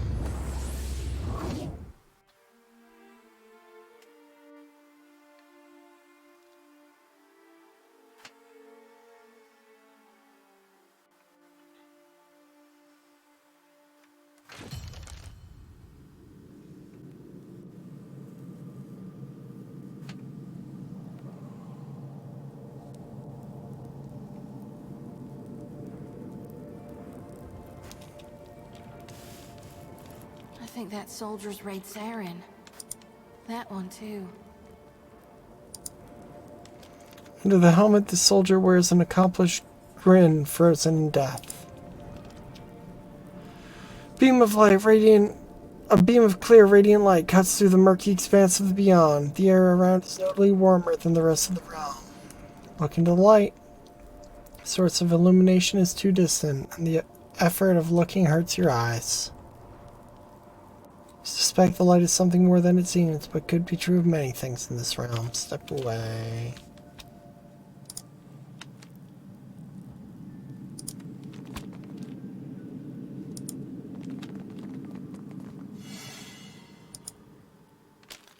The Deerwood defenses, Reed Sarens, laid down their lives to open the way for Wide Wind's crossing.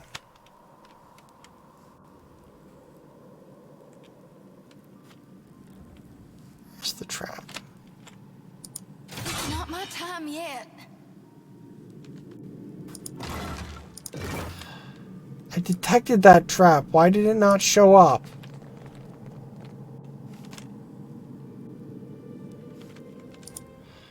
Damn it. Sucks. Half the soldier's face is missing.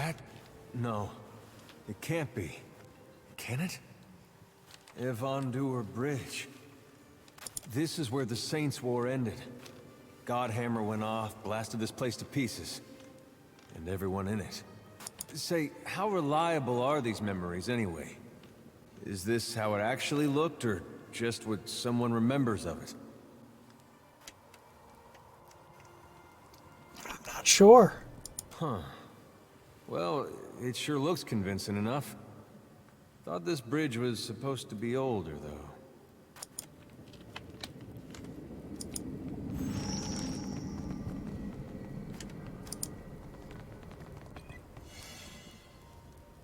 I shall make it so.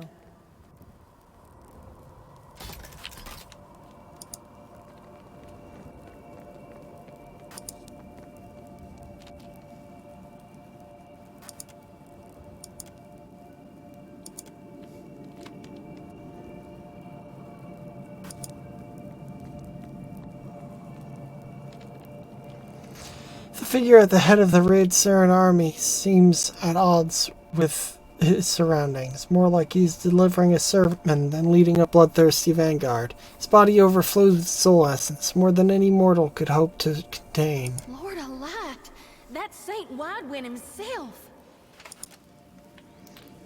Though he has the protection of an army rallying around him, his figures are creased with apprehension.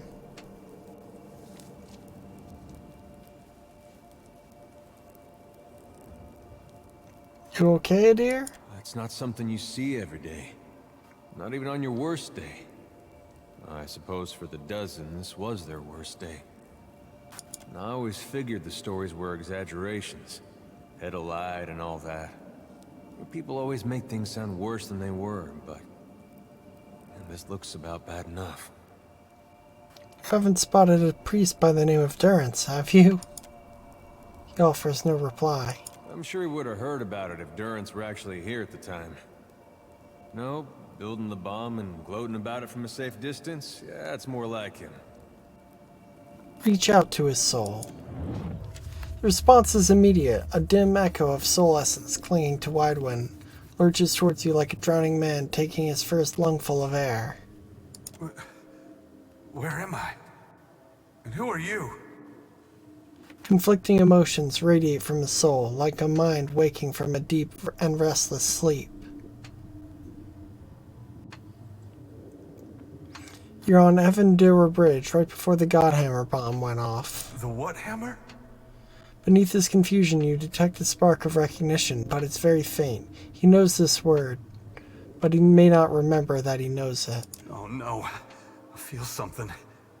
It's coming on like a sneeze, but bigger. This is all happening again, isn't it? Did my stream just die again? No? Weird. This would be a very bad time for history to repeat itself. Keep your distance. It's coming. The cycle's turning back on itself. Widewind's soul strains to avoid it, but you can feel the pull of an unseen force tearing at him, shredding this moment of clarity. And then he's gone. Did they expect a dozen to stand against the dawn? Widewind stares down what remains of the dear wooden defenders, the last men and women holding the line against him.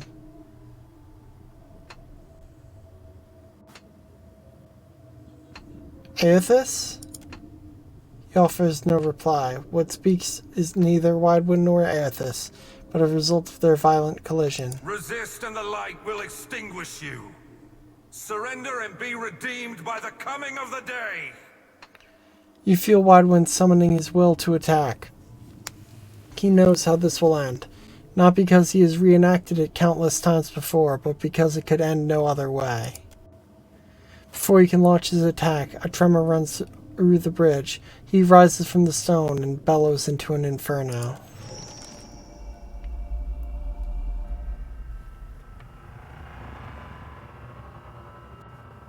Uh-oh.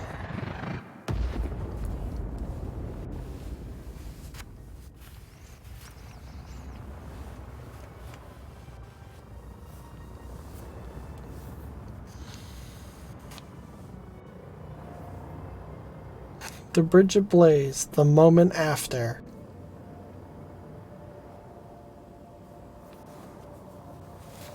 Torn apart by the force of the bomb, Widewind is a tableau of agony. Any divine aspect is fled, leaving him nothing more than a mortal in great pain. Must have been a pretty bad way for Widewind to wake up. Something catches the light, an engraved circular trinket hanging around Widewind's neck by a thin cord. Take the trinket. The cord won't disentangle from Widewind's neck, but you manage to slip the trinket from it. You manage to slip the trinket free. It's a personal sundial. Properly adjusted, it can beam a small ray of light on the time of day. Weird. As your hand closes around it, the spirits of the realm stir in agitation.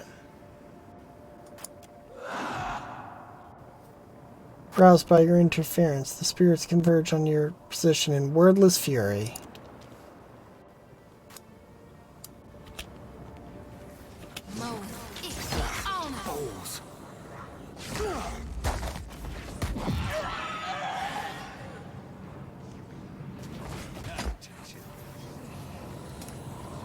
Another attack, Cap. Oh, maybe for once, dragons were not the best call. Since these things seem to be made of fire, and dragons breathe fire.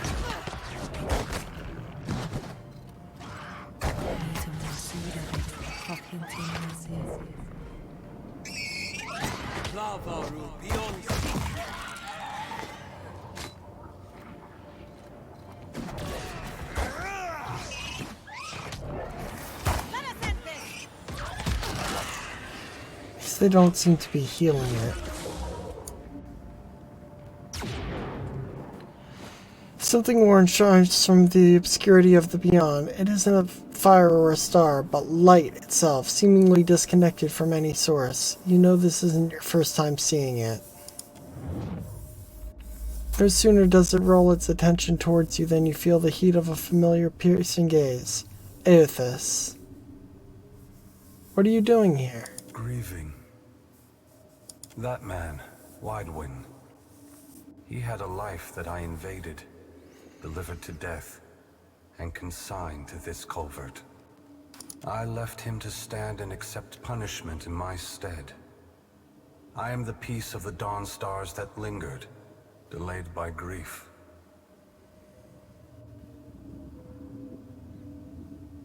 You're feeling ambivalent about the Saints' War? About aspects of it. Widewind's fractured mind is holding this bridge, suspended in time. He's no good to anyone until he understands what he forgot. The energies around this bridge seem drawn to this. A fitting token for Widewind. As a holy man, he was a keeper of the light. As a farmer, he was indebted to cycles. Aethys' light falls on the timepiece, bathing it in a warm glow. Watcher, I implore you for Widewind's sake, to stand in my light and read the sundial. You can follow the timeline of the bomb, and find Widewind in the explosion.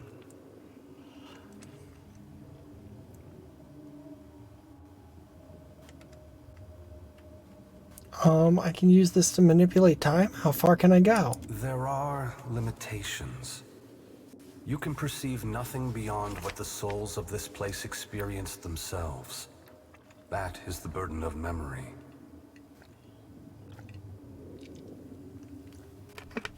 I'm gathering souls to deal with a dragon, but everything in this realm seems either trapped, broken, or mad.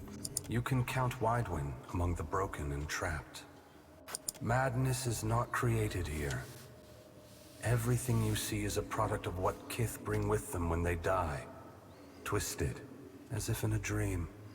I'll carry his sundial into the light and see what happens. Widewind is scattered across the bridge in 3 parts, but I sense a 4th nearby as well.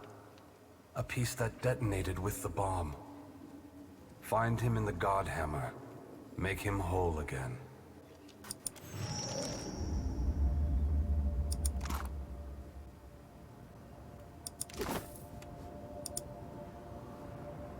Hold Widewind's sundial up to the light. Turn the ring towards dawn.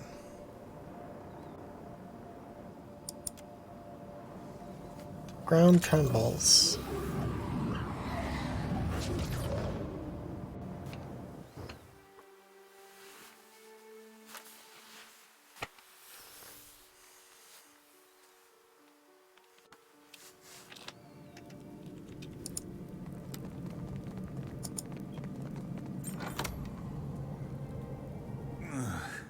Felt like falling out of a tapestry and into a painting.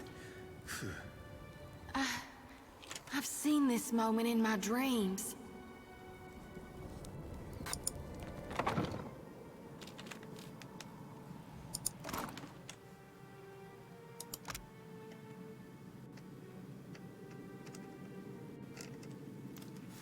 This text is a collection of incantations, of collected incantations, blurry to the point of illegibility. As the white void has stripped the ink of any meaning, it might still mean something to one of the denizens of Ermengarde's realm. Short passage scribbled in the margin stands out with clarity. Let the scholars bicker over how we crammed a piece of Widewind's soul into the bomb. A little uncertainty never hurt anyone. I only care that the damn thing goes off on time.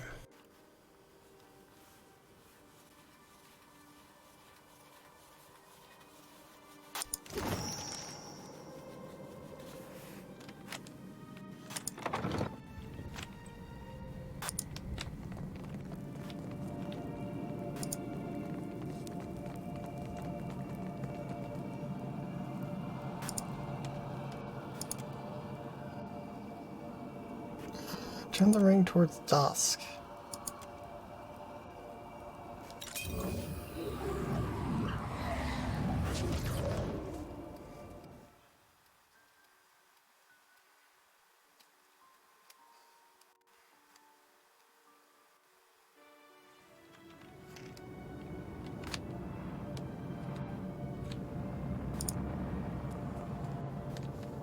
Torn apart by the force of the bomb, Widewind is tableau of agony. Okay, so that's...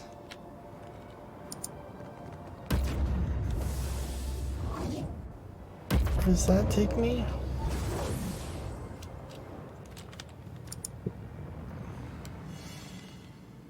As you like.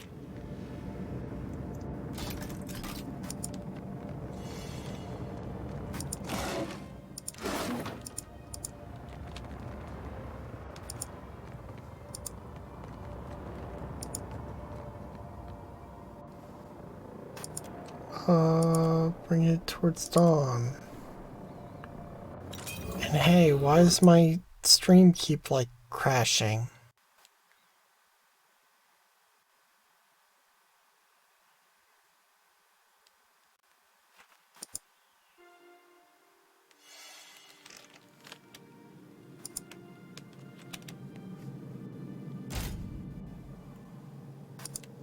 No.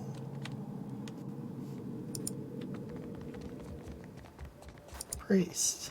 Damn it. Why can't I remember? The soul of this robed priestess circles around the same thoughts in a pattern reminiscent of pacing. Who are you? She doesn't seem to hear you. I memorized that illusion spell. How can it be gone? Another second and Widewind will know the bomb is here. Damn it, girl. This is your chance. The whole point of the thing is that his soul finds him first. As you intuit her meaning, you catch a flash of memory. Robed priest assembling a delicate mechanism, spiked copper plates housing a fragile shard of Adra. The Adra houses a piece of Widewind's soul.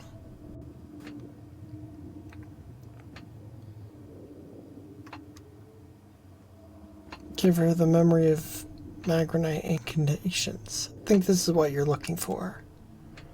No sooner does the book make contact with her than it ceases to exist, absorbed into her memories. You feel the essence of the priestess swell with life and vigor. Of course. Simple. How'd I forget a thing like that anyway? She begins the incantation. You comprehend where and how the bomb was hidden. Knowing this, it feels as if 1,000 pairs of eyes are observing your progress at once. The illusion fades under their scrutiny.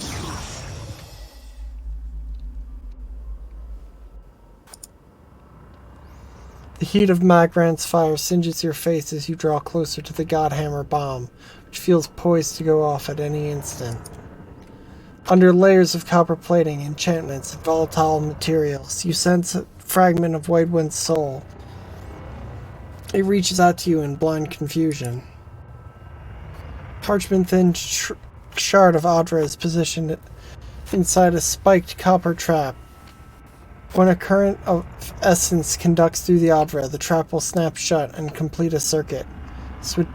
It would take incredible care to extract the soul without setting off the bomb.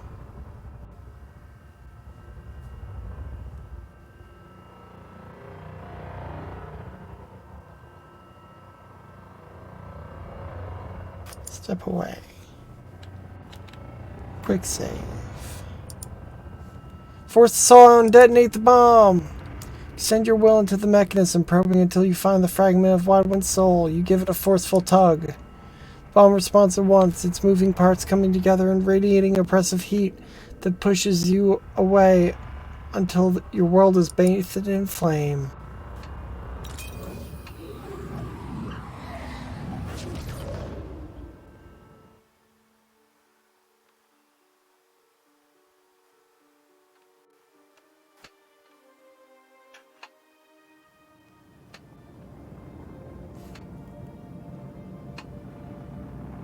Okay, so I got a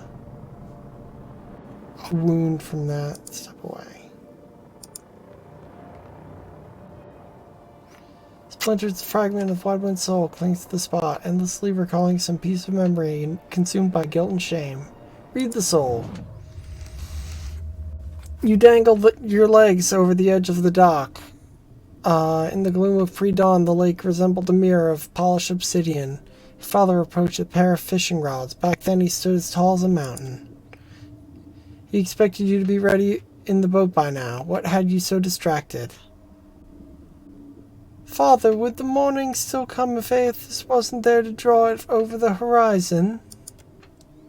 He sighed. A foolish question. Aethys is the dawn. His absence would be the death of all light. You are old enough to know this to be obvious. What is truly on your mind? Your father knows you well enough to see through this obvious deflection.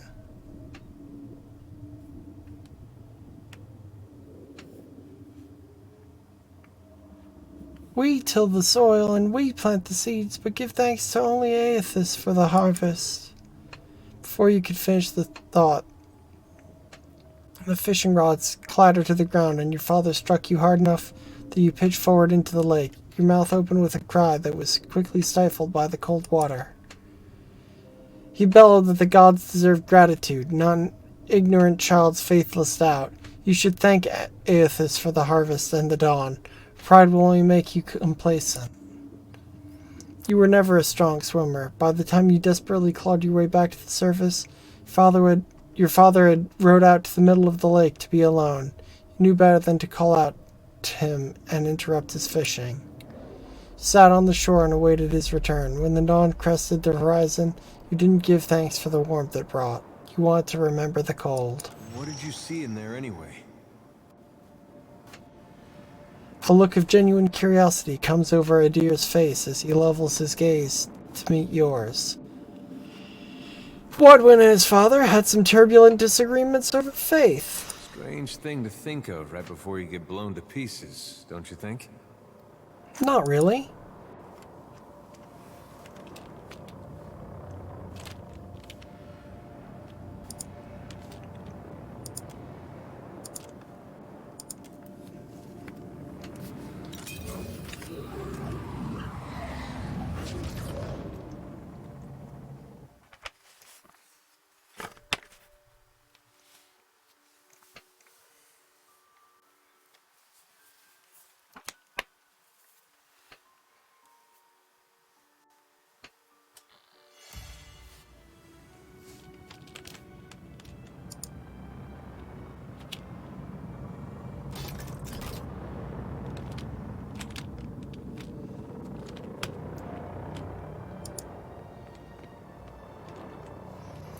splintered fragment of Widewind's soul clings to the spot, endlessly recalling some piece of memory consumed by guilt and shame.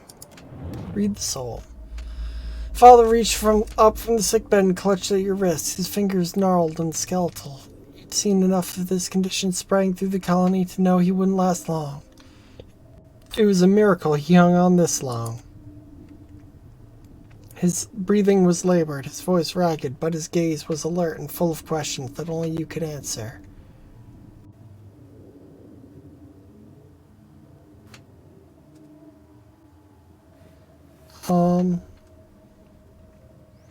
I'll see you after the farm when you're gone. Make sure it stays in the family. He shook his head and maintained his grit. His lips and nose were stained by the vorlous cough, a plague that colored the phlegm purple. To you it resembled an actor's smeared face paint. He asked in a ragged whisper if you had kept your faith. I still thank Aethys for the harvest and the dawn, just as you taught me. Satisfied, he nodded, but then it gripped tight and another fit of coughing crumpled him into a ball. And I'll thank him for the dusk as it settles over you, Father. Coughing fit rattled to a halt as your father regarded you in wide-eyed shock.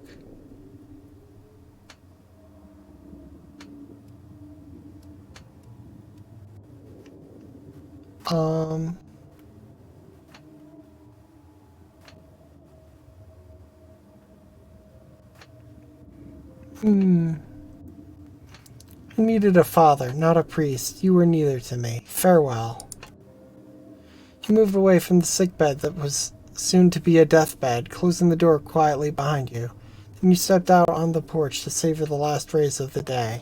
What did you see in there anyway? A look of genuine curiosity comes over Adir's face as he levels his gaze to meet yours. Widewind never forgave his father. That's a hard thing to carry all this way.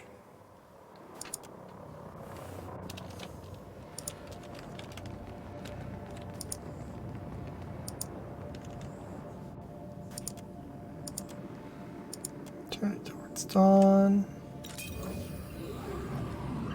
Boop, boop, boop, boop, boop, boop, boop, boop.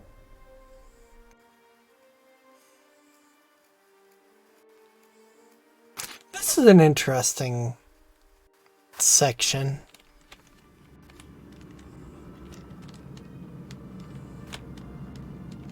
Can I not do anything with the door? I can do something with the door.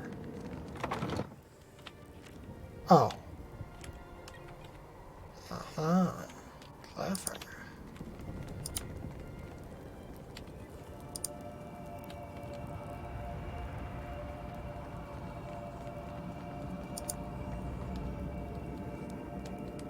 Try to restore the fragment of Widewind's soul. The water, so cold.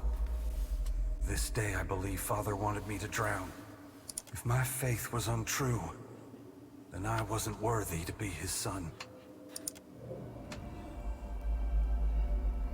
The soul of Widewind feels more vibrant and lively, but he isn't whole just yet. Must be more soul essence located nearby.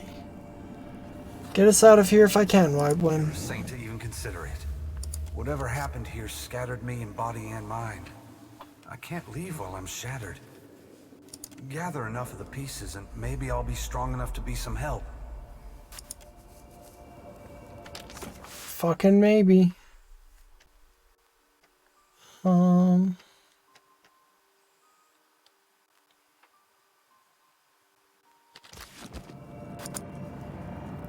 We could have parted on better terms, Father.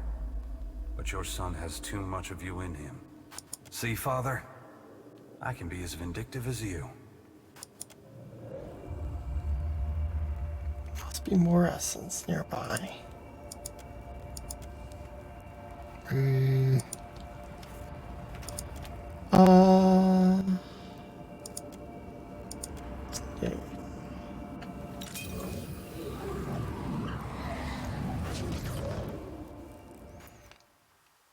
I could do without the little cutscene each time.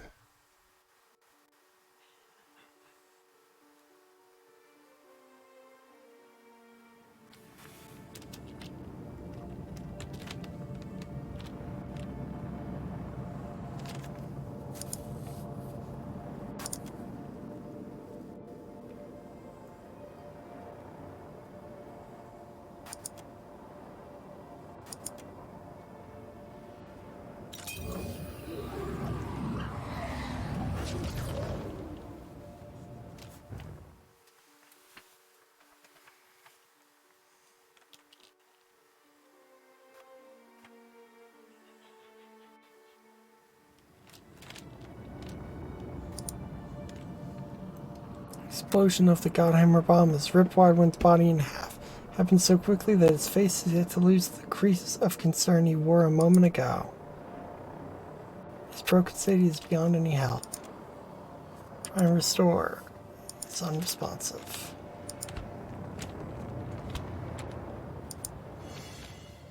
Trap detected. Why are there so many traps in hell?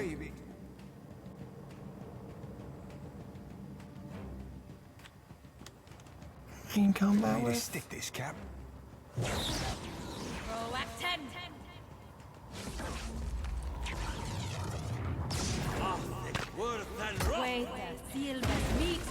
This is futile.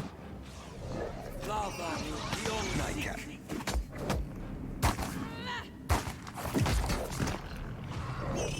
Okay, so this means that I haven't been here yet.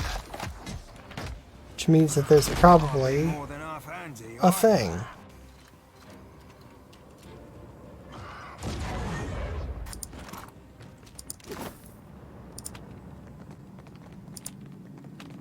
Hey. Shambling soul. Oh, that's a bunch of them. Me too, man.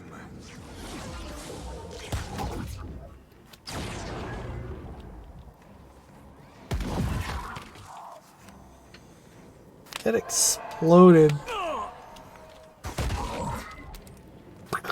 68 damage. Ooh. Spicy.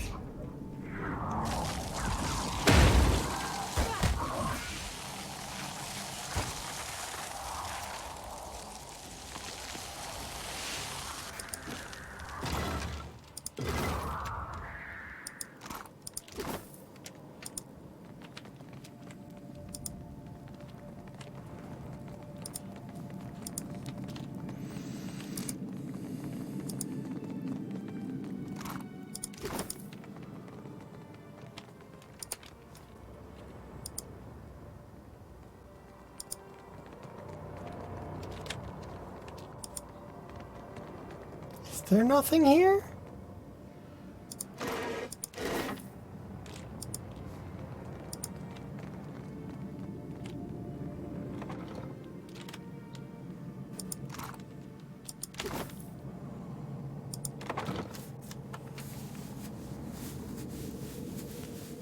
Is there really nothing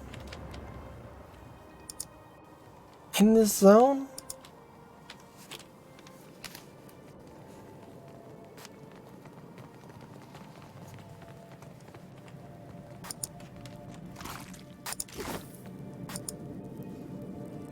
Let's turn towards dusk.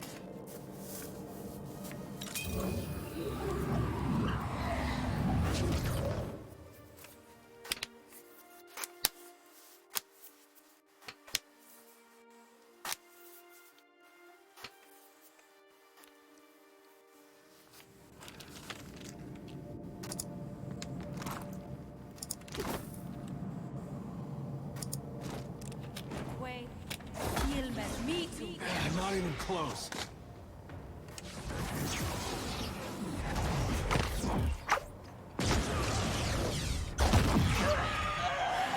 Finish them! I cannot whack him any harder. Okay. Smacka, smacka, attacka, attacka. So help me God, I'll whoop the next one of you who takes aim at me.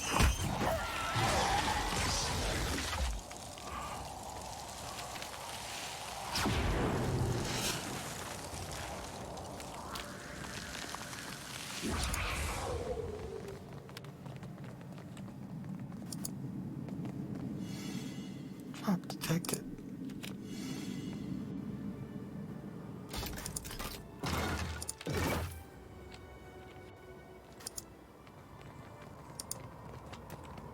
Okay.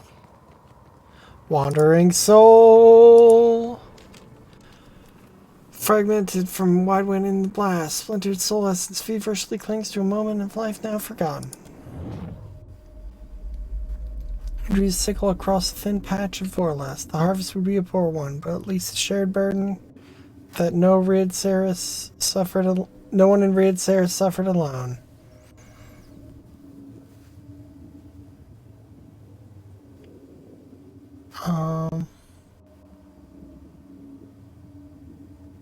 Do some rain to go with all the sunlight, Aerithis. My thanks in advance. As usual, there was no reply.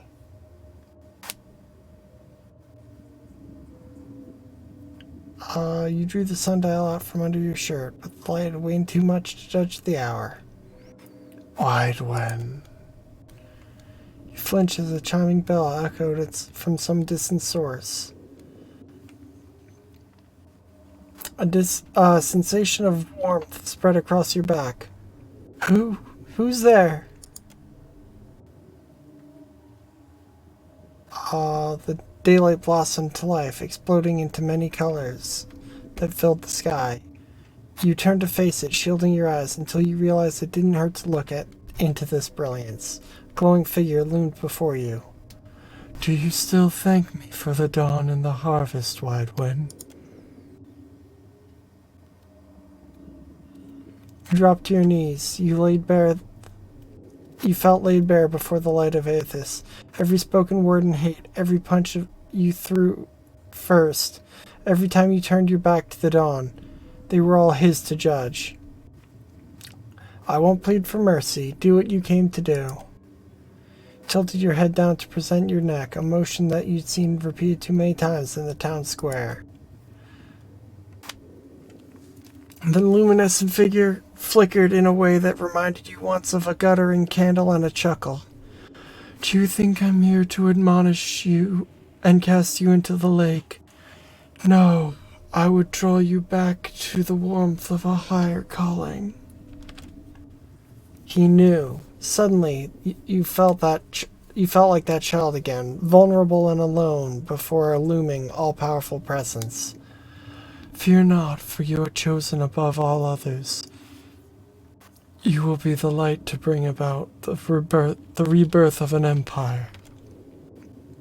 An empire? It was gibberish to you, but Aethys probably knew something you didn't. Of course he did. His words filled you with warmth and confidence you had never felt before. Where do we start? He told you that it starts where stories usually do, at the beginning. The sickle fell from your grip and with a clatter as a hand reached out from across a great distance to touch your brow. A light stole over your vision. Much later, you awakened a changed man. What did you see in there anyway?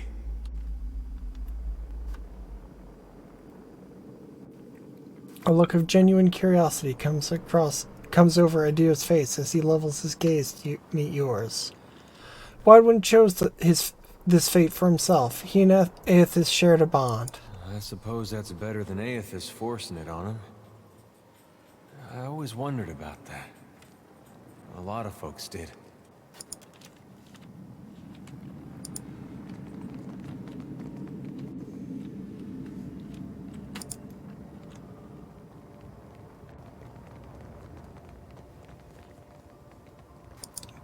I think that's the last piece.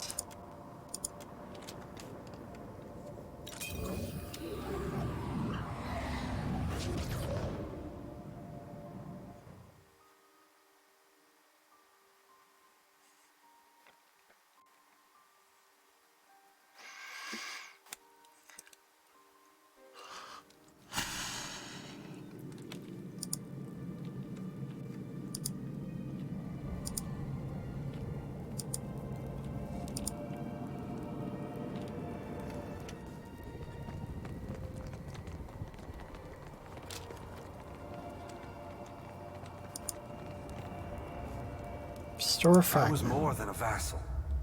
I was his saint. He respected my opinion. But together we were called a monster. There must be more essence located nearby. Leave.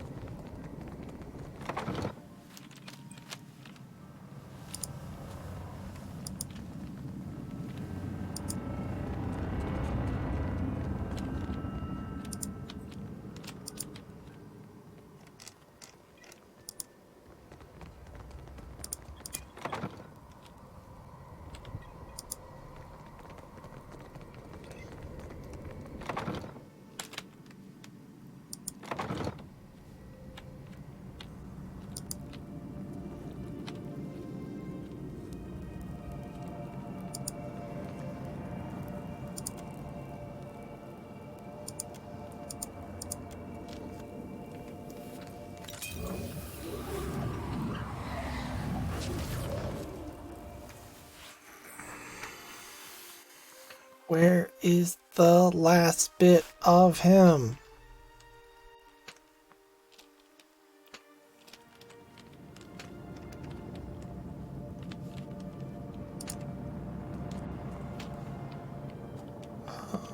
Define aspect.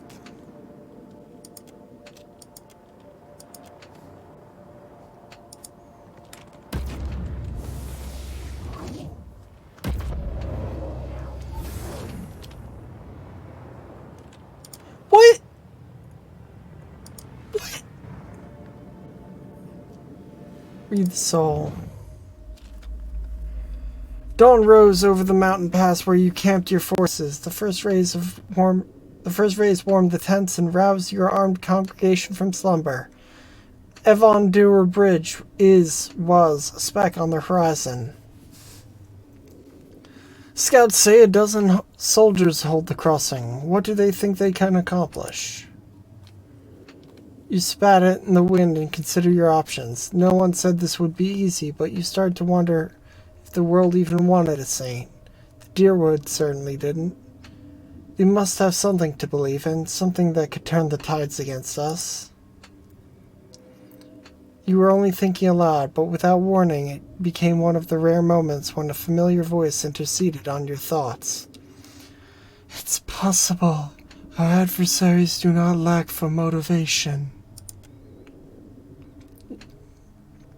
You flinched as the presence asserted itself. Aethys has been preoccupied lately, spending days in contemplative silence, distancing himself from you.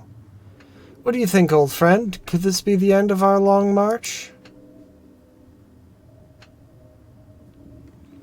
You, Aethys, considered your answer with care. The inevitability of things always came easy to Vermergand, and in this moment you envied him.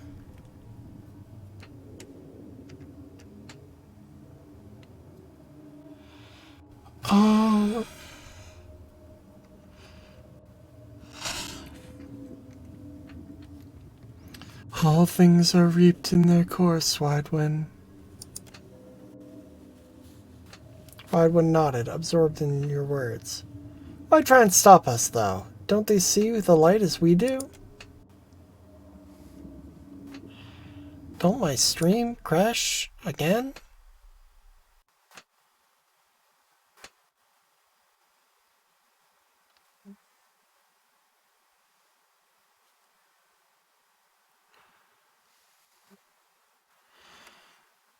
For some reason, it was always hard telling the Widewind the truth. Maybe all the gods were out of practice. You already knew about the bomb, and you decided not to act on that knowledge.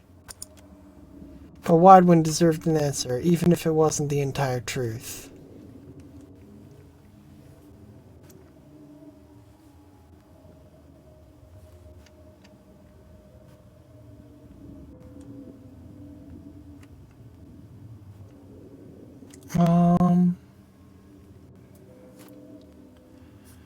Change is agonizing. Mortals will fight to avoid it, but it always catches up to them in time.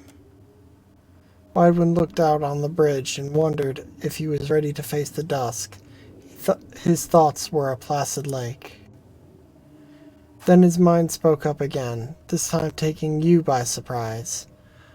Those defenders are looking past their faith to stand against a god. They're here to fight for everything they built and planted together. Widewind was beginning to see the point. It was your sorrow to know that he wouldn't live long enough to fully appreciate it. Kith are supposed to face the dawn together, not to depend on it. Our first duty is to each other. You wanted to tell Widewind how proud you felt, but he no longer needed a father's approval to know he was right. That saddened you even more than knowing that Widewind had seen his last sunrise. What did you see in there anyway?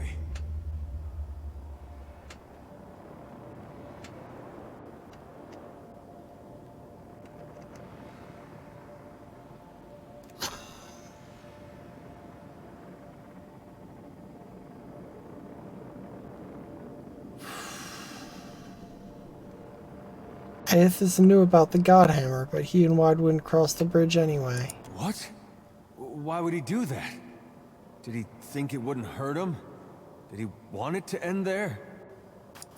You know, the more I learn about this, the less sense it makes. It just brings up more questions. There don't seem to be any good answers.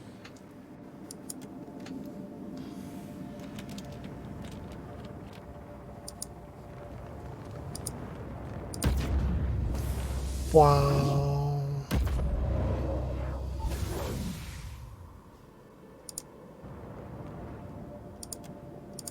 On.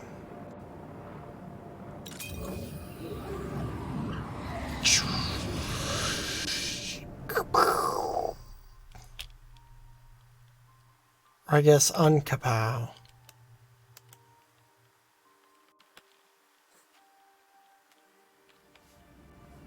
Hey guy. Restore the last missing fragments of Widewind's soul. All the essence you gathered on the bridge converges on Widewind. His soul brightens with a flash, then his eyes snap open as the tide of revelation washes over him. Widewind, awaken!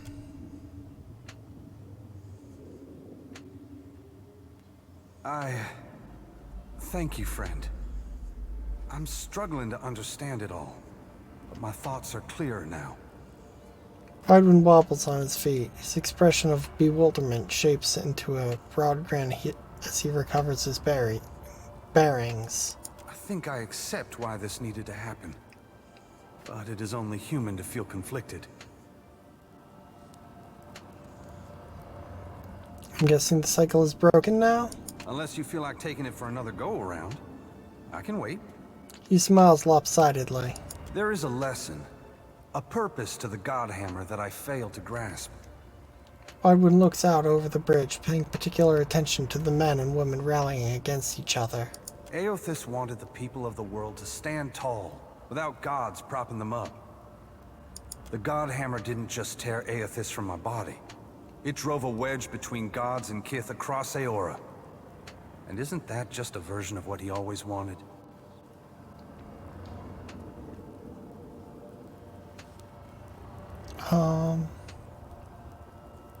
Maybe you're right. Because of Eothas, mortals saw God annihilated. Taking on that burden of suffering wasn't in Eothas' original plan.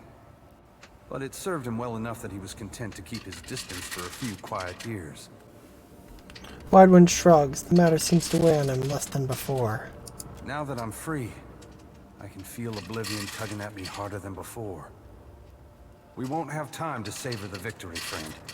Widewind looks down at his hands, which now seem less substantial as the white void draws him away. He doesn't seem to mind. I'm on a mission to confront Eothas. Would you lend your help? He's out in the world stirring the pot again, isn't he? We shared a bond long ago. Those were different times. I would only hurt your cause by tagging along. Any words of wisdom, my dear? Well, this sure is something. I never thought I'd be the one to give advice to a saint. I can't know what you've been through, but I think Eothas needs a reminder of what he put people through the last time he walked Eora. If it'll do some good, I wouldn't be much of a saint if I refused you.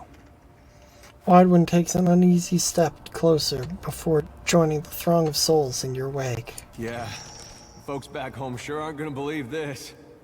You're gonna have to back up my story, Watcher. Stick with us and we'll have you back to gone in no time flat. So, Widewind's soul is traveling with me now?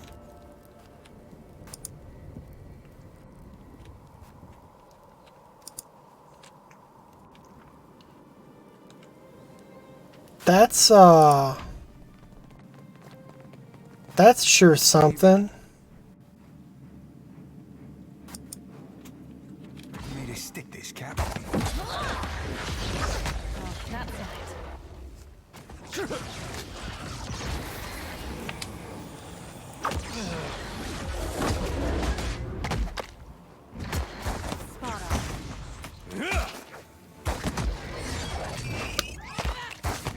Okay, so since stream is being all fucky,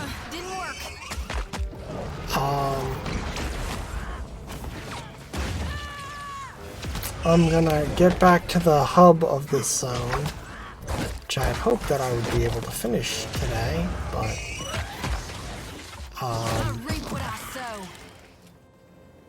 oh well. Get back to the hub zone thing. And we'll call it.